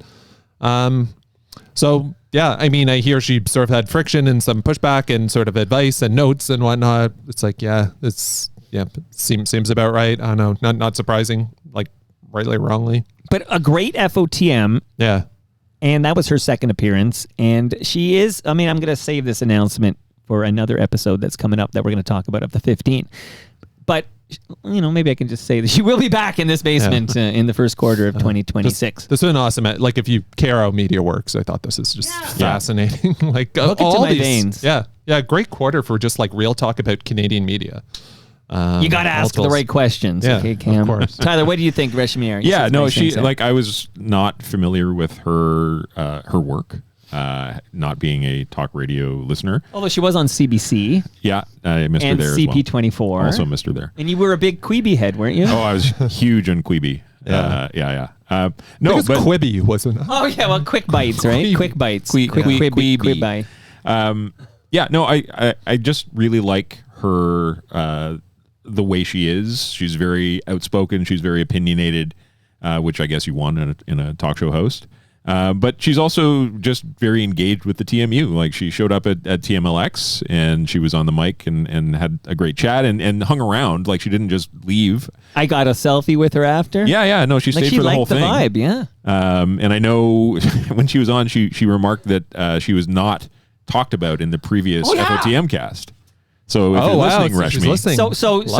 She said she listened to the last FOTM cast and she heard Scotty Mack discuss. That's right. Okay. But she wasn't discussed. And I had to tell her in real time she was ineligible. That's right. Because her episode is from the next quarter. And right. I hope she's listening now and knows that, A, we love her appearances. And she did make, and this was a harder cut to make. We're only talking 15 episodes. Right. She made the cut. And not even all 15 have clips. So... Right. Not all 15 have clips. So Reshmi Nair, and she did make the cut. And Ed Retro Ontario Conroy came on twice this quarter. So we'll dive deeper into him the next one. But this episode that happened after Reshmi was him diving into his book on the golden age of kids TV in this city, Toronto. It's called Imagination. And as always, Retro Ontario delivered. So we'll talk more about him in a second. For sure. Okay. Yeah. Speaking of delivering, I thought, so I went from thinking the Jays were going to miss the playoffs to, I'm going to put it at 99.999%. Fucking World Series. Going into Game 6. Crazy. So we had 2 games at home. We were up 3-2 in the series. I'm just reminding everybody. I was so sure. I was aligning everything like I need Dave Perkins and Bob Elliott to be together. This is clinch day. This is the day of Game 6, okay? Friday. Was it Halloween? Yes. Yeah. Halloween was Game 6. I need these two together because last 2 times, the only 2 times, the Toronto Blue Jays have won the World Series, these two were sitting together in the press box. The one guy covered the team for the Toronto Star. The other guy covered the team for the Toronto Sun. I need to play God here. I need to make this happen. And I invited these 2 gentlemen over, and it was amazing to have Bob Elliott and Dave Perkins in the basement for what I thought was the day we were going to win our 3rd World Series. But we'll move on from that because apparently that didn't happen. Oh, man. Enough of that. Okay. Yeah. Sorry, can I just make a comment about Game 7? And that was a great episode. Yeah. I think I've said before, like their initial appearance, those 2 guys, is maybe one of my top 5 Toronto Mike episodes. All the stories from the 80s. Yeah. That Game 7 was so poetic, especially with the pitchers where you got the Dodgers emptying their entire starting rotation. Oh my God. You got. I remember I was in a bar in Singapore watching Game 7, and I saw the guy warming up. I'm like, oh, they're putting in Roki Sasaki, and then I start screaming, I'm like, oh fuck, it's Yamamoto. Yeah. So that's on that side, and the Jays, you've got, the grizzled veteran. We say this will be his like I'm a fucking idiot. This will be his only appearance. So that guy's pitching Game 7 of the World Series. Yeah. We've got the hot young Trey Savage comes in, Dimitri Yuskevich. but then it's like fuck, gives up a home run. They've got Jeff Hoffman come in, was lights out in the playoffs, but gave up so many home runs during the regular season. Lo and behold, to the number 9 hitter. And then who's the losing pitcher? Like our big deadline acquisition. Yeah. It's just unbelievable, like theater. Moments that stick out because Game 6 was the wedged ball, right? Yeah. Game 6. So there are moments though, like the force at home, of course, of IKF forced at home. I don't even want to go down that this Game road. 7, like there was, we were 2 out. So I was swift because I had a couple of kids who had never experienced anything like that. Like Jarvis has no memory of the Raptors run. That was really where me and my oldest son, we bonded over the Raptors run in 2019. But I had Jarvis all into this, and we were counting down the outs. And I guess with 2 outs to go, I'm running around saying, "It's happening! It's happening!" Like I was ape shit. On the floor. It's happening! It's happening! 2 outs to go. Can we move on? I'm getting upset. Go off the rails. All I would say is I'm actually not even upset. I was upset in the moment, obviously, but like they went as far as you could possibly go in a baseball season, and they lost on a coin You're glad flip. it happened. Yeah. Like Well, what an optimist. it was a coin flip. Woke up an optimist. Anyway. Okay, so then Dwayne Morgan came over, making his Toronto Mike debut, and he spoken word artist, and I enjoyed my conversation with Dwayne Morgan. I enjoyed Dwayne as well. We're going to stop down and talk a moment about an episode where Karen Bliss dropped by. Maybe we'll have opening comments from Tyler Campbell, the VP of Sales. Yeah. Karen, again, very much in the mold of a Rudy Blair, like very kind of self-made. Has worked in conventional media, but also Rudy Blair witnessed me tear her a new one at the Royal York Hotel like a month or 2 earlier. There you go.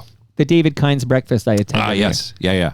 Perfect. I literally, and my tongue was in my cheek, but if you sell it right, people aren't sure if they don't know you well. Yeah. So because she told me she broke her leg or sprained her ankle or something and couldn't visit my basement. Right. And she said she was immobile due to this injury, which you've probably all seen on social media. Yeah. Okay. Sounded brutal. She fucked up her ankle or something. And then I saw her in person at the Royal York Hotel, and I basically went into one of my, how dare you?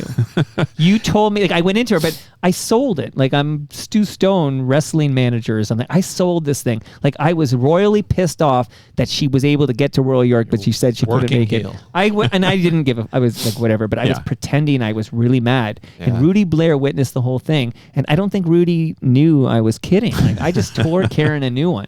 Now, was this attempt 2 or attempt 3 at Karen? She blew me off for a Zoom interview of an artist because she was writing something. And then she blew me off because she said she didn't think her car would start because it was really cold. Yeah. And then she blew me off because her ankle injury said she couldn't travel. Oh, so this was number 4. Yeah, but I don't think that third one ever got in the calendar. So 2 calendars were deleted. Yeah. And I was done with her, actually. I moved on. She might have sent me an email and said, hey, let's try again. Like she started driving the bus, and then I said, of course I'll have Karen Bliss over. But absolutely, it's like after the second time she blew me off, I was done with Karen Bliss. Yeah. But she came over, and I'm glad she did because it was quite an episode. Yeah, you had some feisty moments with her. She kind of came at you for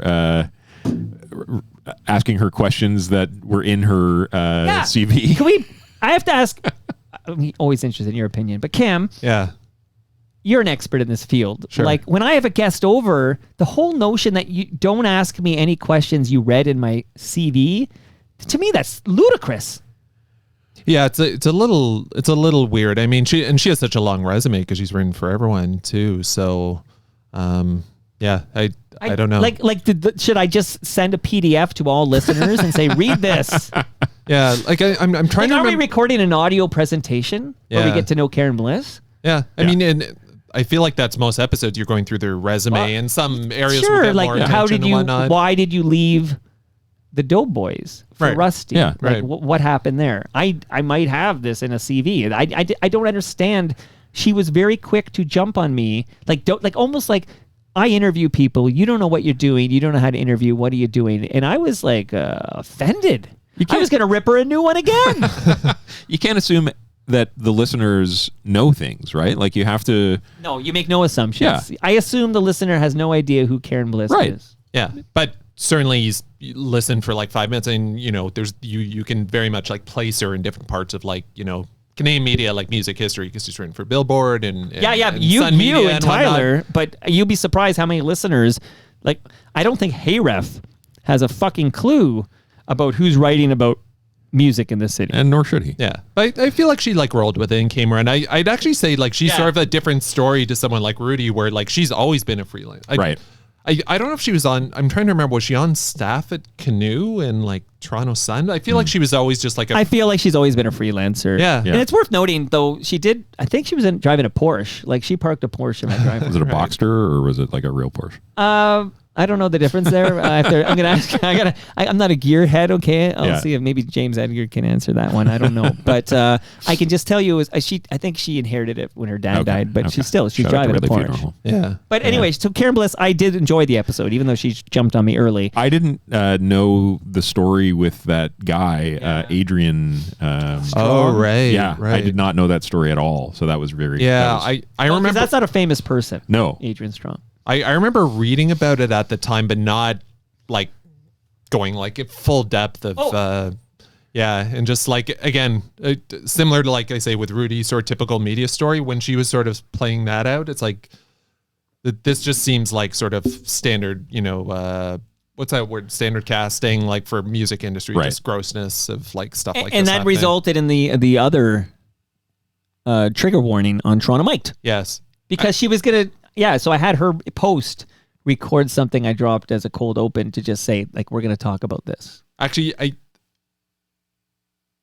let me just collect my thoughts here. Sorry, senior moment. I was going to say the silences. It's for dramatic. No, but kidding aside, the fact that it was in Billboard where like a lot of this reporting, that they gave her that much runway to not just like spend that much time on this, but also the legal risk of putting this out. Right. A lot of lawyers a lot of Lauren Honig. Yeah, like full credit. Like I feel like that does not happen much in media anymore. On the one hand, you have sort of the blue company. So I mean, sitting their talent like, hey, don't talk about this and this and this. On the flip side, you have, it's literally Billboard, like an institution, almost from yesteryear, because it's such like a legacy media brand, giving her like all this runway and assuming some level of like risk to be able to do this. So credit to her, credit to them. I mean, that's it's an important story. This stuff gets out. So, would you say, Tyler, a grout episode?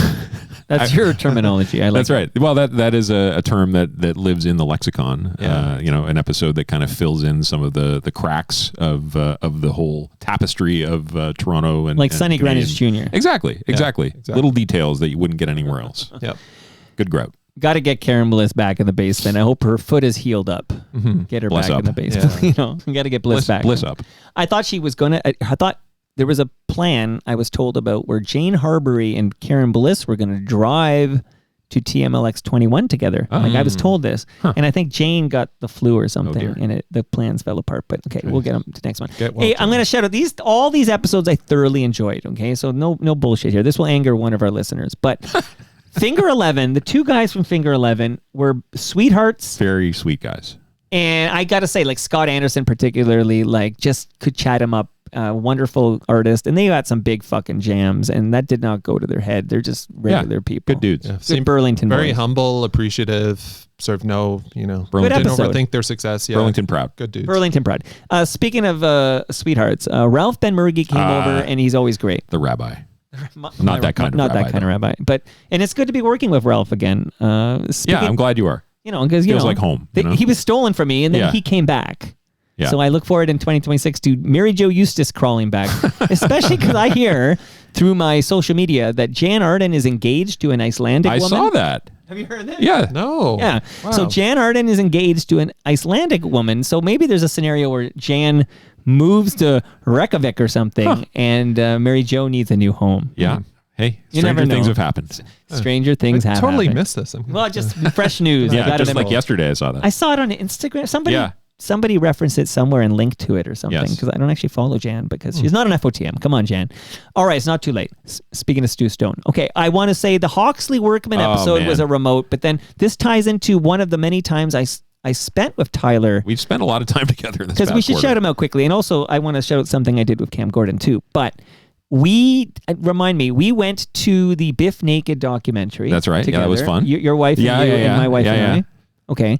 We definitely went to Guelph to hang with Ian Service and to see Hawksley Workman. We did. Yeah, I know that happened. And I know there was an intermission, which I'm not used to at these kind of shows. What makes an intermission happen in a concert? I don't know. It's I've been to very few shows, and it was not a long show. But I don't know if I've ever been to a rock show with an intermission. I can't think of one. Like I just saw Robin Hood at the Winter Garden Theater. I just went there like a few days ago, and Robin Hood has it's like one of those pantomime. Ross Petty. Ross Petty, right. And very good, very funny, and the kids loved it, and I loved it, and it's all good. But that has an intermission. Like you expect an intermission at those things, but I don't know how we got an issue. But during the intermission, I knocked on the backstage door, and Hawk answers it and invites us in, and we just hang for a while. Like, so I think this is built in to sell beer. Like, I think the venue says, okay, we need an intermission to sell beer, because Hawk didn't need the intermission. He was like shooting the shit with us. Yeah. Was this was at that new venue, like the Sonic Hall? Yeah. Is it nice? It's nice. Like it's a good little room. They had all the chairs set up, which kind of I think sucked. in one episode I went off on this, but I did. can't remember which episode it was. But I don't understand. Maybe it was with, I can't remember, Festivus? I can't remember. Where do I go off on shit? But it is weird to go to a rock show where all the good...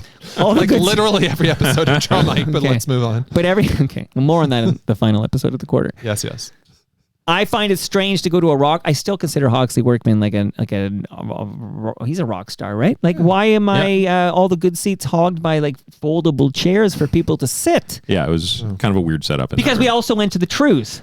We did. And that was the next episode of Toronto Mike. Yes. The Trues, Yeah. the brothers from Cape Breton. Yeah. And they were sweethearts. Yeah, sweet guys. I liked talking to them shortly after talking to Finger 11, because Finger 11 comes like earlier, like 10 or 15 years earlier, but they kind of have similar origin stories where 97.7 Hits FM champions them and then they break.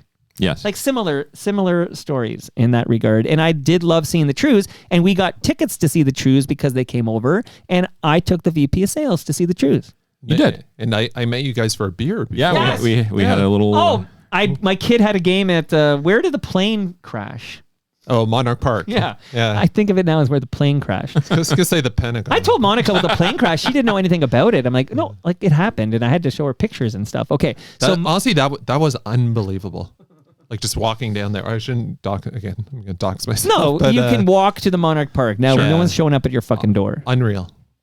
Unbelievable. Remarkable. Yeah. So nobody hurt. That's my kid had a game at Monarch Park, and then I biked to that, but then went straight to the Danforth. Where did we have that drink? Well, we were going to go to Noonan's, but we ended up at Factory Girl. It was too busy at noon. Yeah, but we had a nice beer, and then we went to see Trues, and I loved seeing the Trues. I had a good time at that show. I was not really a Trues guy. I knew like 2 songs, but I had a great time. Yeah, 2 or 3 big radio jams, Sure, and they were great.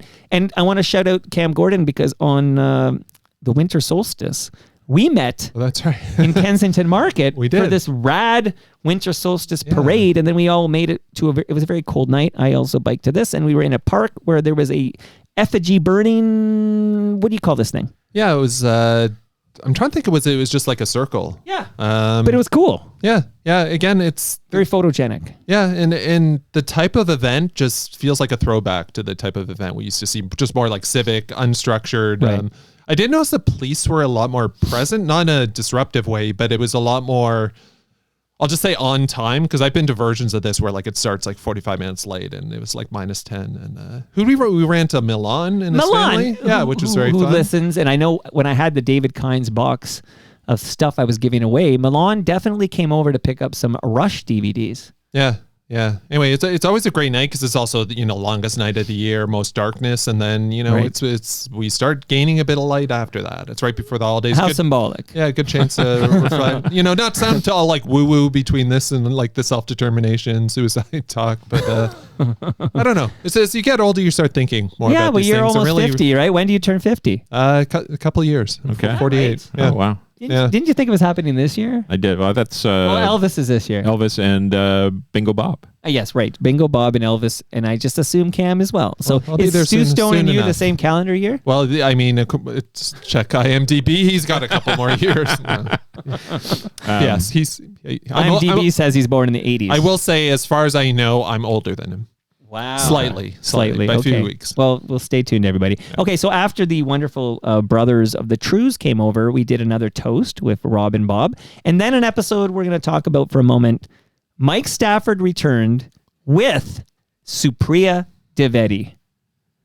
They have such great chemistry. Like, it was just like hearing them doing their show, like you kind of, you were there, but you kind of got out of the way a little bit and let them just kind of reconnect because they hadn't been on the air together or maybe even seen each other since they were separated by employment reasons.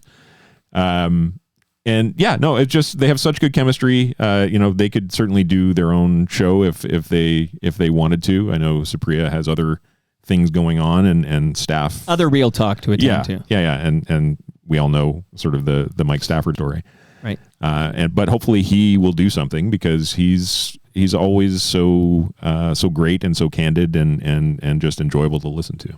You can lead a horse to water though, but more on that later when we get to the Ben Rayner episode. I'll say that episode, and this is an analogy Bill Simmons uses a lot on his podcast. It's just like he likes hanging, like what he's talking mainly with movies. Like I like rewatching movies because it's like hanging out with those guys, like Ocean 11 or Swingers or whatever. I feel like this is a good It's like hanging at a bar with these two, just shooting the shit.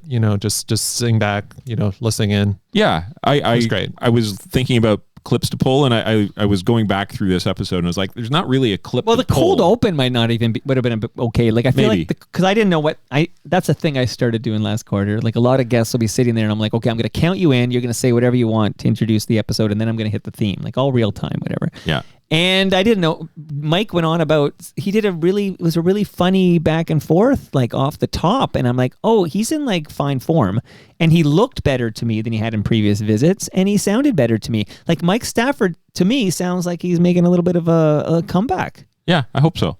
Yeah. Well, we're all rooting for Stafford. I mean, almost all of us.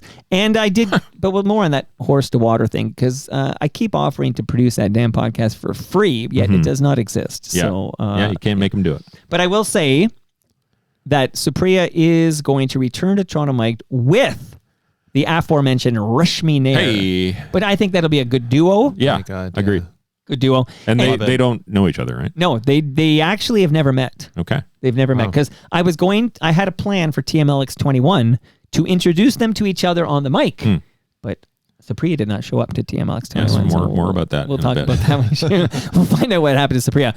But it is interesting. The Mike Stafford, Supriya Dwivedi, not only were they co-hosts, and then we all know what happened, but they also have lost spouses to cancer. Yeah. Over the last few years, and both partners dying well before their time. So it is interesting to talk. Supriya, whose husband was, I believe, in his 40s. Yeah, when he died of cancer. And horrible. Mike Stafford's wife, Jody, was like 55, maybe. Like this is just terrible, and that they share this is just an added layer to the whole thing. Yet, like two very different like stories of grief. Certainly, with like Mike with his because it. Remind me, is this like his ex-wife? Yeah, well, it's strange. Like they weren't together. Yeah. They weren't together. But he was still very much going to see her. Right. Absolutely. He was there to visit her. I think he took a cab from like Yonge and Eglinton to somewhere in the Kawarthas, I believe. Wow. That's right. Yeah. Fuck. So we'll get Mike on again in 2026, that's for sure. But Supriya will beat him through the door when she comes on with Rashmi Nair. Again, don't take anything for granted. Enjoy every sandwich. Exactly. Absolutely. Now, this was a gentleman who came on to talk about Fast and Furious, and he's a listener, and I love it when listeners come on because they get the show. And I love my chat with Barry Hertz.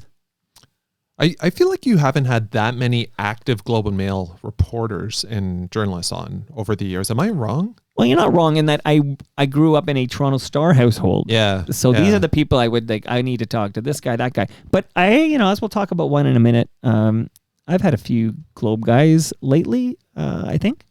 Have you? Including Barry Hertz and another guy who was in the Globe for many years, who we'll talk about in a moment. Right. Yeah. So I'm catching up here. No, okay. This is a great. Yeah, and he's had an awesome run, Barry Hertz. Yeah, he's last man standing. There's not a lot of people. I got a postcard this Christmas from Peter Howell. Oh, wow. Sent me a postcard, and his postcard has his 10 favorite movies of 2025 on the postcard. So it's like Happy Holidays from Peter Howell and his family or whatever. And you get to see like, oh, here's the 10 movies he liked best in 2025. It's a pretty cool. It's a nice functional postcard. Yeah, I should take a photo of it and share it. But just speaking of people, but Peter Howell is like freelancer now. The Star, as we'll hear from the Ben Rayner episodes, the Star has done away with their full-time entertainment. Well, I was going to say, can I just have a small side? So Barry writes about movies, has had a great run at the Globe, and he was with Post Media before, was he not? Sometimes there's like a trade in sports, like that's just a great solid baseball trade. Like there's one this fall, Taylor Ward for the pitcher from Baltimore, Rodriguez. Oh, yeah. It's sort of just like 1 for 1. You Yeah. know, both teams do well. I thought there was sort of a good classic media move that we almost never see, and this was when David Friend, this was in the quarter, went from Canadian Press to the Star, which you almost never see. I assume, I guess I check. Like I just assume he's writing about entertainment again. But it's Well, like, I can ask Ed Keenan if he has any insight. Who's here next week? Yeah. Anyway, I might just Google this for my own.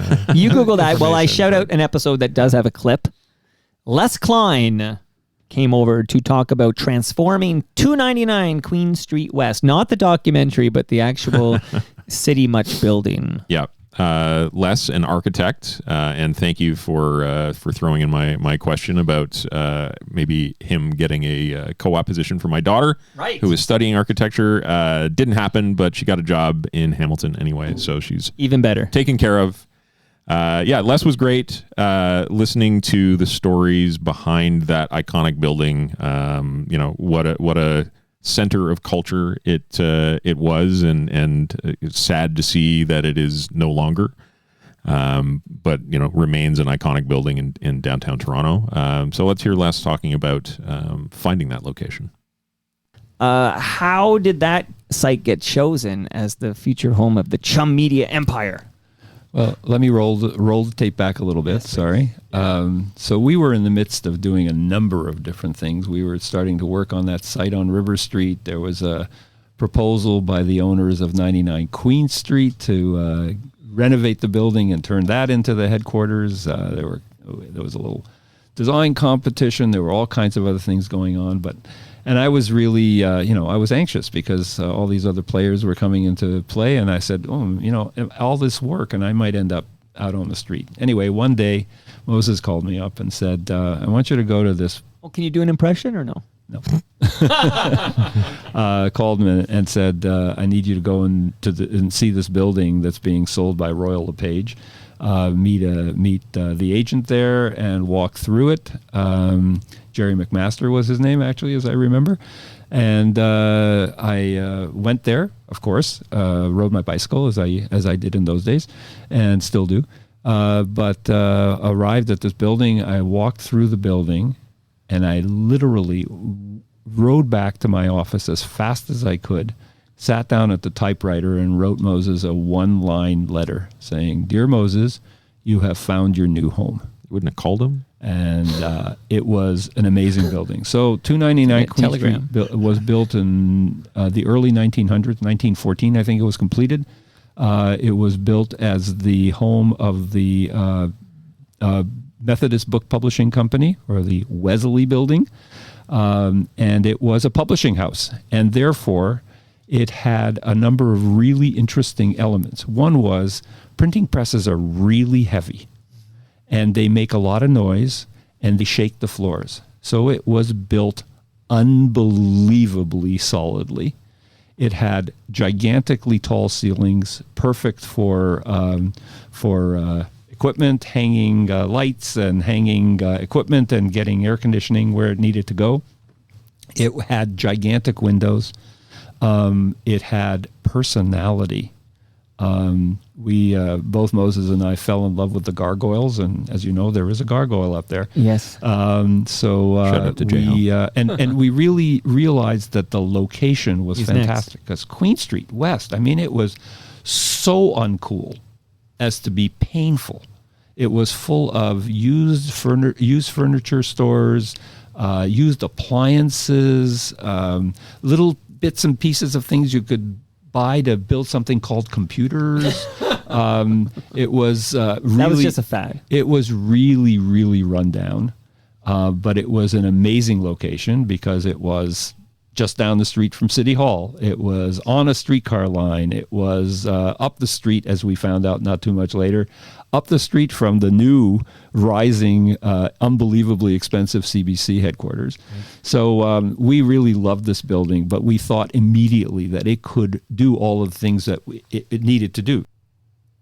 Hey, shout out to Nick Iones, who is sponsoring this program in January 2026. So much love to Nick and Fusion Corp. I added a Fusion Corp logo to the back wall behind me in the studio here, but it's only because Nick got Les Klein on his podcast, Building Toronto Skyline. that I said to myself, I have more questions about 299 Queen Street West, and I got less to visit me. And yeah, that was a great clip you pulled. Thank you. And again, you've never stepped foot in that building, right? I've never stepped foot in that building. Incredible. Unbelievable. But I have been in the speaker's corner booth. Okay. I've done a couple that there. Counts. Yeah. Does that count? Okay. And I also found it interesting that he talks about 1914 is when that building was built. Because a lot of these buildings, I think they're older than they are. And okay, 1914. Maybe because this building you're in right now was built in 1916. Oh. Yeah. So I think, like, okay, how can it be earlier? So 1914. But it's interesting that the next episode of Toronto Mike, are we moving on from Les? We can move on. But Les was great. Yeah.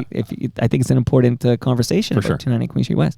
And he was great. I was going to say, I squint at like the upcoming episodes we're about, and now we're going to the fine arts, sort of the broader arts corner. Well, we'll get to that. But yeah. Jeremy Hopkin, who you referenced because of the gargoyle. Yes. Every quarter in 2025, J-Ho, as I call him, visited me for an episode about whatever, Old City Hall, Sunnyside, whatever. But we said, let's go on location somewhere and record. Like, it would be fun if we did it somewhere else. And we actually recorded episode 1800 of Toronto Mike live from Casa Loma. He made that happen. Man, I enjoyed that because not only did we record from the billiard room, but then with a giant moose. Shout out to Moose Grumpy, who I believe we named. Sweetheart, I think we named this moose. But I did get to do I would say this was a thorough tour. J-Ho and I went everywhere, the tunnels to the stable. We were just everywhere, just like Mark Daly. Your pop quiz. What FOTM worked at Casa Loma? Midtown Gord! Oh my God. The Lee Aaron. And I got to crack a few jokes about the ghost of Midtown Gord. That's right. Maybe too many jokes, right, Tyler? That's right, because coming out of that, I think it might have been, I don't know if it was that or the joke about YYZ Gord affording many Toms. Oh yes, that was good too. Yeah. YYZ Gord, who I think is like in Singapore right now, maybe. I think so, know. yeah. Where isn't he? Where hasn't he We been should add a this year? segment. Yeah. Where in the world is We should. Tom and Gord? Yeah. Yeah. Well traveled, those two. Indeed. So it could have been the Willie Nelson, but it could have been the wine. I don't know. But a woman, I know where you're going with this. I think I mentioned this in the Festivus episode, but I haven't actually gone really public with this yet because I still don't believe it's happening, but it is happening apparently. Melissa Stein listened to episode 1800 from Casa Loma and decided, in her opinion, that I was very funny. And then she, on her own, rented out the El Macombo for a night in May 2026 for me to headline, and she's going to sell tickets. Any questions from I still media? don't really understand, like, you're funny, therefore I'm going to take my own money. Well, I was hoping she'd show up at TMLX 21. I was going to put her on the mic and get these answers. But it's I should point out, it's her money. I haven't put a penny into this. Sure, good. It's her dream, actually. I never had a dream to do this. Like, I never had a moment where I want to do this. I think she should aim higher with your dreams. I had other dreams, okay, Tyler? I had other dreams. They involve boot sauce Sure, and other important things here. Yeah. But, so there's do you know the day? No, I don't. It's like May 25th or something. It's in May. Yeah. I have to get that day. And tickets are going to be sold by Melissa Stein. They're already available. Already, there's like $63 on Eventbrite. Okay, well, can I drop this in the chat? Yeah. Yeah, go nuts. So all I know is at some point over the next few months, I need to craft an entertaining piece of performance. Yeah. And it's not what I do, but I have an idea for this, what I'm calling Toronto Mike's social experiment. I could say this could be like a Spalding Gray, like swimming to Cambodia. Yeah. It's going to be an original piece of art because we're going to get the art stuff coming up. But I'm going to make it, and it's going to be designed so that it could play well whether there is 2 people in the crowd or 200 people in the crowd. $65.23. That is steep. This on Eventbrite also says it's an online event. Oh. So I don't even know what this is. See that I don't know what that is. I don't know what this being an online event. But this is as far as I know, it's an in-person event. Yeah. can't remember the name of that room in the Elma Combo. But I do have an FOTM who's going to join me on the stage because as I tell this tale, which I'm still crafting, I'm going to be spending a lot of time over the next few months crafting this. There are musical cues that will be performed live on a keyboard by a prodigy named Rob Bruce. The Paul Schaefer to your... So maybe he's worth the David $60. Letterman. I was going to say the James B. to Ralph Benmurgy. Right. Absolutely. Here, Yes. very famous James B. Yeah. So, like, this is not the official announcement, but that's happening. And I don't, because I didn't put the money in. I hope Melissa doesn't take a shower on this, but I think she can handle a shower. Like, or is it a bath? I think You it's a take bath. Okay. Yeah. Well, she could use a bath. Like, I'm not worried about her kid going to bed hungry or anything, right? Yeah. But this is happening. It's bizarre to me how out of my comfort zone it is, and how it's the origin story is interesting to me, but I do plan to bike over to the Elmo that night and perform something. So we've got the Rolling Stones, we got Elvis Costello, we got U2 played there. It's in the one-man And now production. we've got It's all in Mike, there. Toronto Mike. Right. So that's fucking happening. boom. More on this. I guess we do have another FOTM cast before. Yeah. Where we can talk. Yeah, we'll be like 6 weeks out. So, So yeah, you perfect. better have That'll some be my material. big. I mean, I don't know. I have to at some point. I have to. I'm still holiday mode. But so that was episode 1800 at Casa Loma, which has sort of kicked off my comedy career. Indeed. I suppose. Okay. Yeah. Then Mark Hebscher visited, and every time Hebsy visits, it's pretty fucking great. And I thought he was really on for this episode. Always enjoy hearing Hebsy. His book seems to be getting a lot of mainstream coverage. Like there was an article in the Globe the other day by Simon Hoofed, who I've met at a Twitter event. Yeah. When we used to have those at That's Twitter right. Canada's office. Yeah, I was at partnership. I used to have a hookup there. I was at Indigo doing some Christmas shopping, and Hebsy's book is prominently displayed on the. Did you sign some copies? Yeah, just a few. VP of sales. Okay. Yeah, I think he sold a bunch of books at TMLX 21. Yeah. I bought one from him. Okay. Yeah. Love to hear it. So we love Hebsy. Andy Petrillo made her Toronto Mike debut, and it's amazing that Andy Petrillo will make her Toronto Mike debut. It'll be a great conversation, and she won't be one of the 15 we talk about. That's right. But that happened, everybody. Yeah, I enjoyed Andy. She's delightful. Yeah. Absolutely. Although with Italy plays Canada in the World Cup, which I guess I saw coming in my crystal ball there, she says she's not sure who she'd root for. I suspect she'd cheer for Italy, to be quite honest. Yeah. Even though she's born here in Ontario. Okay. The next episode does have a clip, and it is number 5, Rance. Oh my God. Mullenix. That's right. The lefty half of the third base platoon. The Bobby Cox platoon. Yeah. Remind me, how did this come together? Somebody said he had created a new website. Oh, I think I might have mentioned it. So rancemullenix.com was launched, okay? And there was a contact form, okay? Like a contact form to contact Rance. Even though, so the form didn't work. I don't know if some WordPress script didn't work. I'm a bit of a web developer myself, okay? Right. So I think I complained about it on the last FOTM cast, and that rancemullenix.com, I wanted to get Rance on the show and it didn't work. This is all during the heyday of the World Series, by the way. This is all going down the World Series. And there was a rumor on the app formerly known as Twitter, which was that Rance was going to be a part of the Sportsnet broadcast team for the Olympics. Did you guys catch any wind of this? Oh, I did not know And that was tied to the fact that Rance had, with his new website, had a new X account, and Jamie Campbell said, welcome to my old friend Rance or something, and tagged him. And some people might have blogged about that being a clue that Rance was joining the broadcast team at Sportsnet for the World Series run. But meanwhile, behind the scenes, I'm chatting with Rance, who's talking to me about the vacation he's going on. Like, I know Rance is not a part of the broadcast team, but Rance does schedule an episode of Toronto Mic'd, and it was via Zoom. He's in California, and he did not show for this episode. So I was on the Zoom to talk to Rance, and he did not show up. He gave you the John Kastner. Right. Yeah. And I'm like, geez, I'm sitting here for Rance. He's not showing up. Damn it, I was looking forward to it. But he was very apologetic. He got carried away with some planning for some coaching he was doing or something, and he rescheduled, and Rance made his Toronto Mike debut. Rance was very solid. He was very fun. And here's some real talk from Rance. Okay. Do you think Dave Stieb is worthy of being in baseball's Hall of Fame? In Cooperstown, New York? Yes. Yeah. No, I don't. And the reason I say that is his overall numbers across the board, I don't think warrant it. He didn't win enough games, et cetera, et cetera. So I would say no. Dave had a great run during the 80s decade. And, his probably first 2 years, 3 years that he pitched in the big leagues with the Blue Jays, the teams weren't very good. So you can make an argument that he would have definitely won more games if he had played with the same type of team that he did from 83 till he retired, I think, at the end of 92, I believe. But no, I don't think so.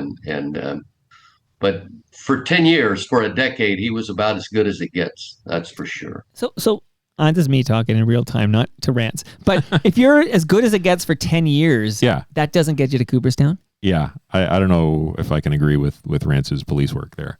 Yeah. Like, a serious question, because I know it's tough to get into Cooperstown. I know that. Cooperstown, New York? Maybe he thought I meant St. Mary. Yeah, I don't know. Sure. Okay. Shout out to Mike Wilner. Yeah, but it is an interesting conversation to have. Like if you are as good as it gets as a starting pitcher for 10 years, fuck you, you don't get to Cooperstown. Well, God, not to get to like sabermetrics too, the fact, he mentioned wins, because I feel like a lot of the more contemporary writers were like, they don't look at wins. Wins are meaningless and whatnot. Wins don't mean what we thought certainly they his meant. ERA and his whip and whatnot, he was unimpeachable that decade. And like the classic compares is Steve and Morris, and everyone's like, Steve was a far better pitcher because of X, Y, and Z. But yeah, Rance with like a hard no. Yeah. Steve in the Hall of Fame. Yeah, very interesting. A lot of real talk from Rance. Rance was such a delight to talk to that I will absolutely get Rance on again. Maybe like to set up the 2026 Blue Jays season. A real gentleman. Yeah, no, he seemed like a great guy. Yeah. But very surprising, like just an absolute no on candor. Steve. Yeah, I didn't expect that. Yeah.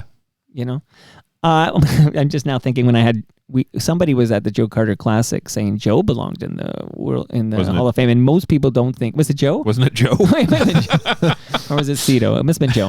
Here, Andy saw Hebsy and Andy's books at Indigo when she was there before Christmas. So Andy, I hope you bought multiple copies here. So this guest, I cannot believe we're going to talk about 15 episodes in this quarter, but this gentleman didn't make the cut. What more did you guys want from the great Alan Doyle who visited the basement studio? Like, what did Alan have to do? Give me a back rub?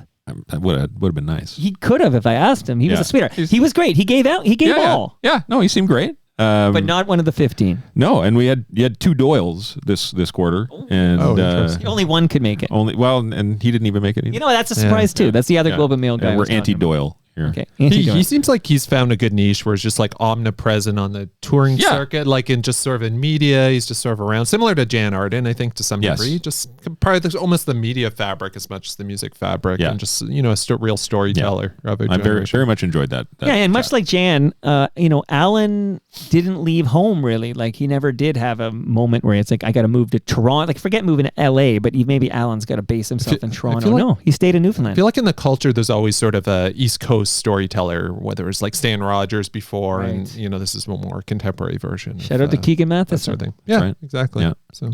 So Alan Doyle did not make the cut, but also this is an interesting episode in that Cousin Jano. Yeah. So I had one episode my son co-hosted, and then there was an episode Cousin Jano co-hosted. Michael Sadler from Saga. I thought Cousin Jano hit it out of the park, and Sadler couldn't have been nicer. Yeah. She did a really, really good job. She was so prepared and obviously so deeply immersed in the Saga story, the Saga. And he was great and generous with her. Yeah, Saga. But shout out to Cousin Jano because she really killed it. And I understand because we had her on TMLX 21 to kind of talk about it, and Ed Souza was there, and he was bringing Michael Sadler to the bowling alley. I believe Cousin Jano did in fact go to the Sadler event at the bowling alley and did have a one-on-one encounter with Michael Sadler. We need that follow-up story. Yeah, well, Cousin Jano, give me a photo or something because I think that's a big part of the story here. So the next episode was about the 10 greatest Canadian basketball players of all time with a gentleman named Oren Weisfeld.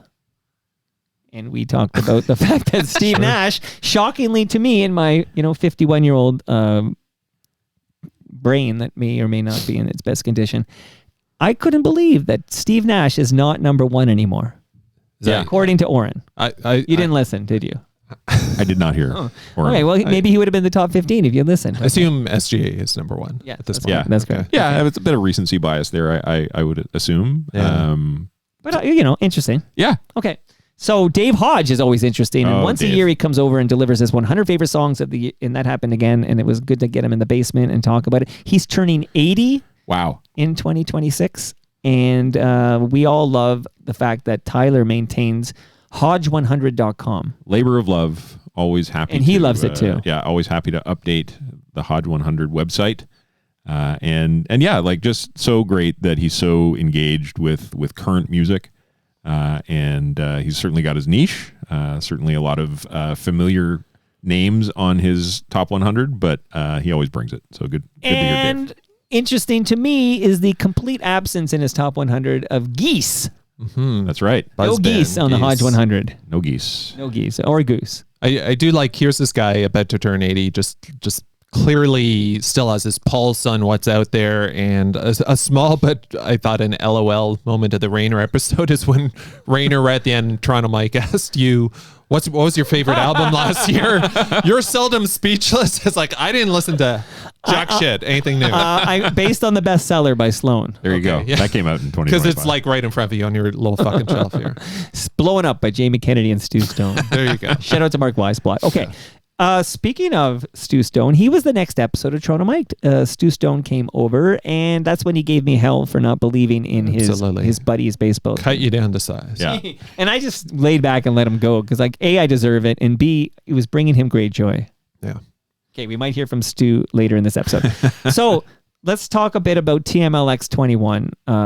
Did you pull a clip or no? I don't have a clip, but lots to talk about. So a number of people who showed up, like, you'd say the bold-faced type folks, like your Mike Epples, your... can I play a clip of Mike Epple? Oh, yeah, please. So you did do it in the intro, but I didn't know you were going to do it in the intro. So this was an interesting 12 seconds from Mike Epple. Before I leave, just happy holidays and Merry Christmas to everybody, and love the Toronto Mike universe and all of the content. By the way, you always go on about FOTM cast. That's probably my new favorite thing. God love him. So he's one of those 6 real heads we allow to listen to the show. Mike Epple. I saw Epple at a holiday party shortly after this. He said the exact same thing there. I think I shared a photo. Like, so we lean legit. into the fact that we don't want people listening to this show unless you're like we feel the download numbers. I look at these download numbers for FOTM cast, way too big. It pisses me off. Like, I know these can't all be real heads. I really would be happier if I saw the FOTM cast download number like single digits. Yeah, they're probably bots. Well, I hope so. They do all come from Russia. AI I'm big in Russia. Okay, Yeah. but we lean on this Sure. fun little thing, just like when you did your shtick about how crappy the quarter was, even though we all know it was an award-winning quarter. Of course it Toronto was. Mike, Of course it was. Everyone knows that. But I think Mike Epple might think we're being like sincere. Like, so Apple's always like, why do you say FOTM cast shouldn't be listened to? It's his favorite episode of Toronto Mike. Well, therein lies the rub. We love Mike Epple. Yeah. There was a guest that we'll talk about at the very end of this Wrapped, if it ever ends, that I believe sounded like Mike Epple. The cadence of his delivery. We might hear about Oh my God, that's exciting. What a to me. teaser. Okay, Oh my so God. more now that I played the Mike Epple clip. Yeah. Rashmi, who we talked about, was there. Hebsy, of course, was selling books. Mike Richards was there. And you asked him if he had listened to his Mikey-mentary, Right. and he was very cagey about it. Right. It How seemed, come? Yeah, I don't know. He sounded like he didn't listen. Either he didn't listen or he Didn't listened. like it. He didn't like it. I think it might But be. he didn't hate it enough to not come to TMLX. Yeah, I believe his quote was, "I made the announcements, so why do I need to listen to the announcements?" Which, fair enough. What do you think of that, Cam? Do you think Richards didn't love the Mikey-mentary about his major announcements, which we made with love? Yeah, and I know you did bring up sort of the big announcement, like sort of poked fun at it, and he seemed fine with it. I don't know. I'm just actually he made several major announcements. Yeah. Mm-hmm. enough to So- fill up a documentary. It would if he was a bigger deal, Saturday Night Live would have parodied it. Yeah, I don't know. Like I'm just checking. Like I do see the clips of his show in Calgary. I'm looking here. But he's a paying really nice for this. banner here. Yeah, no, he has a. I CNBC. heard the episode of Hebsy. I Yeah. listened to it. He has. Well, it's on hiatus right now, but I think it's coming back. He paid for time on a Rogers-owned station in Calgary to air his show, which he bakes here in Toronto. And then Yeah. he bakes it on like a Thursday, and then it airs on like a Sunday or something. But that's like we could have FOTM cast on News Talk 1010 if we go by 5 hours on a Sunday morning. Sure, let's do that. Wait. That's a great. Melissa Stein should be doing that. Yeah. Not this Elmo thing. Come on. Yeah. Anyway, I'm just looking at his Twitter. Okay, so account. I also want to shout out a couple of people who traveled a great distance to be at Yes. TMLX. One gentleman named Steve. Okay, yesterday I watched the Bruce Springsteen biopic yesterday. Oh yeah, I watched that the other day as well. And I was thinking about my experience with Bruce and how a listener named Steve, gifted me 4 tickets to see Bruce Springsteen. And I took my wife, my brother, and his wife. Just out of the blue. Here's some tickets. Just out of the blue. Unreal. It was unreal. And remember, that show was postponed a year. That's right. Right. Because he had ulcers? What did he have? Something. He had Ulcers. something. He had something. Yeah. He had something. For health reasons. So, yeah. So, and then it was the day after Trump was reelected. That's a yes. fun Yeah. fact here. And he was a little late, which was abnormal. But anyway, it was a wonderful show, and I made an episode about it. But this guy, Steve, drove like 3 hours from New York State, and he gave me some wonderful gifts, including very expensive shears that he makes in his job. They were. I held them. They were very substantial. Monica Googled the price. You ready? Like Yeah, yeah. scissors or garden shears? Yeah, like scissors. Oh, nice. So it's a hefty pair of scissors. Like, I'm so stupid. I'm dumb. I'm thinking this might be $40 scissors. Like, this is pretty good. $40 scissors if I go to Kitchen Stuff or something. Kitchen Stuff Plus or whatever at Cloverdale. Monica says they're $350 What? scissors. And Wow. I got 2 pairs. Holy shit! So if Precision anybody wants to blades. make me an offer, Wow. just kidding. So Steve said, then I'm fine. But then Gabriel Layden, once again at a TMLX event, and he came for that from Montana. That I don't understand. And I want Gabriel to know, because he might be one of the real heads listening, his gifts that he gave me, these beautiful custom-made notepad things, I don't know what to call them, are proudly displayed in the TMDS studio. Yeah, love it. Can I see those? Yeah. I had. I thought this was your passport. So Gabriel had a lady friend with him, right? Yeah. I don't recall her name. But she was an sadly. attractive woman. Yeah. But they were Lovely clearly woman. like not actively dating, but they're traveling together and they were canoodling. They were definitely canoodling. So it sounds, and I think I asked her straight out, like, what does it take for Gabriel to get you? And he's like, it's the ball's in Gabriel's court. So Yeah. it sounds like he's slowed things down there, but not so slow that he won't bring her to Toronto. Sure. Yeah. That's a big deal. Yeah. I had. So that was exciting. I had a good long chat with Gabriel. He's a fascinating character for sure. I enjoyed it. And Hebsy sold a lot of books. Yeah. Great crowd, great room, great event. Yeah, it was a full house. Like you've been doing this for how many at Palma now? Is that 5? 4 maybe? I don't know. There was like a number 5. couple year break for COVID in there, but definitely the most people, and we couldn't even hear the show in the room. So that was a discussion I had with some valued FOTMs. Like, do we, and you guys might be in this group, but like, do I make it more of a live show? But it sounds like the diehard members of the TMU that come out to a TMLX event like the fact they can catch the show later, but they can talk to their friends they haven't seen. Like, that whole networking, catching up component is important to them. So I feel like maybe we have the balance. Like, maybe we have, come up front if you really want to hear the content. Otherwise, like, this might be just what it is. Yeah, it was the most fun I've had at a TMLX. Wow. I feel like the format works. I wasn't there. I don't. Why weren't you there? Well, this one's always a bit tricky timing wise. I do come out to May, the other ones, as you know, but late November in Mississauga is it's challenging. Understood. It's a challenging But time spot. Carla Collins was there, and we'll talk about her more in a moment. Yes. But we mentioned Reshmi and Mike Eppel and Hebsy and the Professor Pricklethorne. We have, of course, Jerry Levitan. Yeah, Sir Jerry. Ed Souza showed up. A lot of cool cats. But there were a few people who told me they'd be there, 100% be there, and they didn't show up. So I'm going to just call them out, like, just as an opportunity to be really petty about this, okay? Shout out to Ross Petty. Of course. not to know.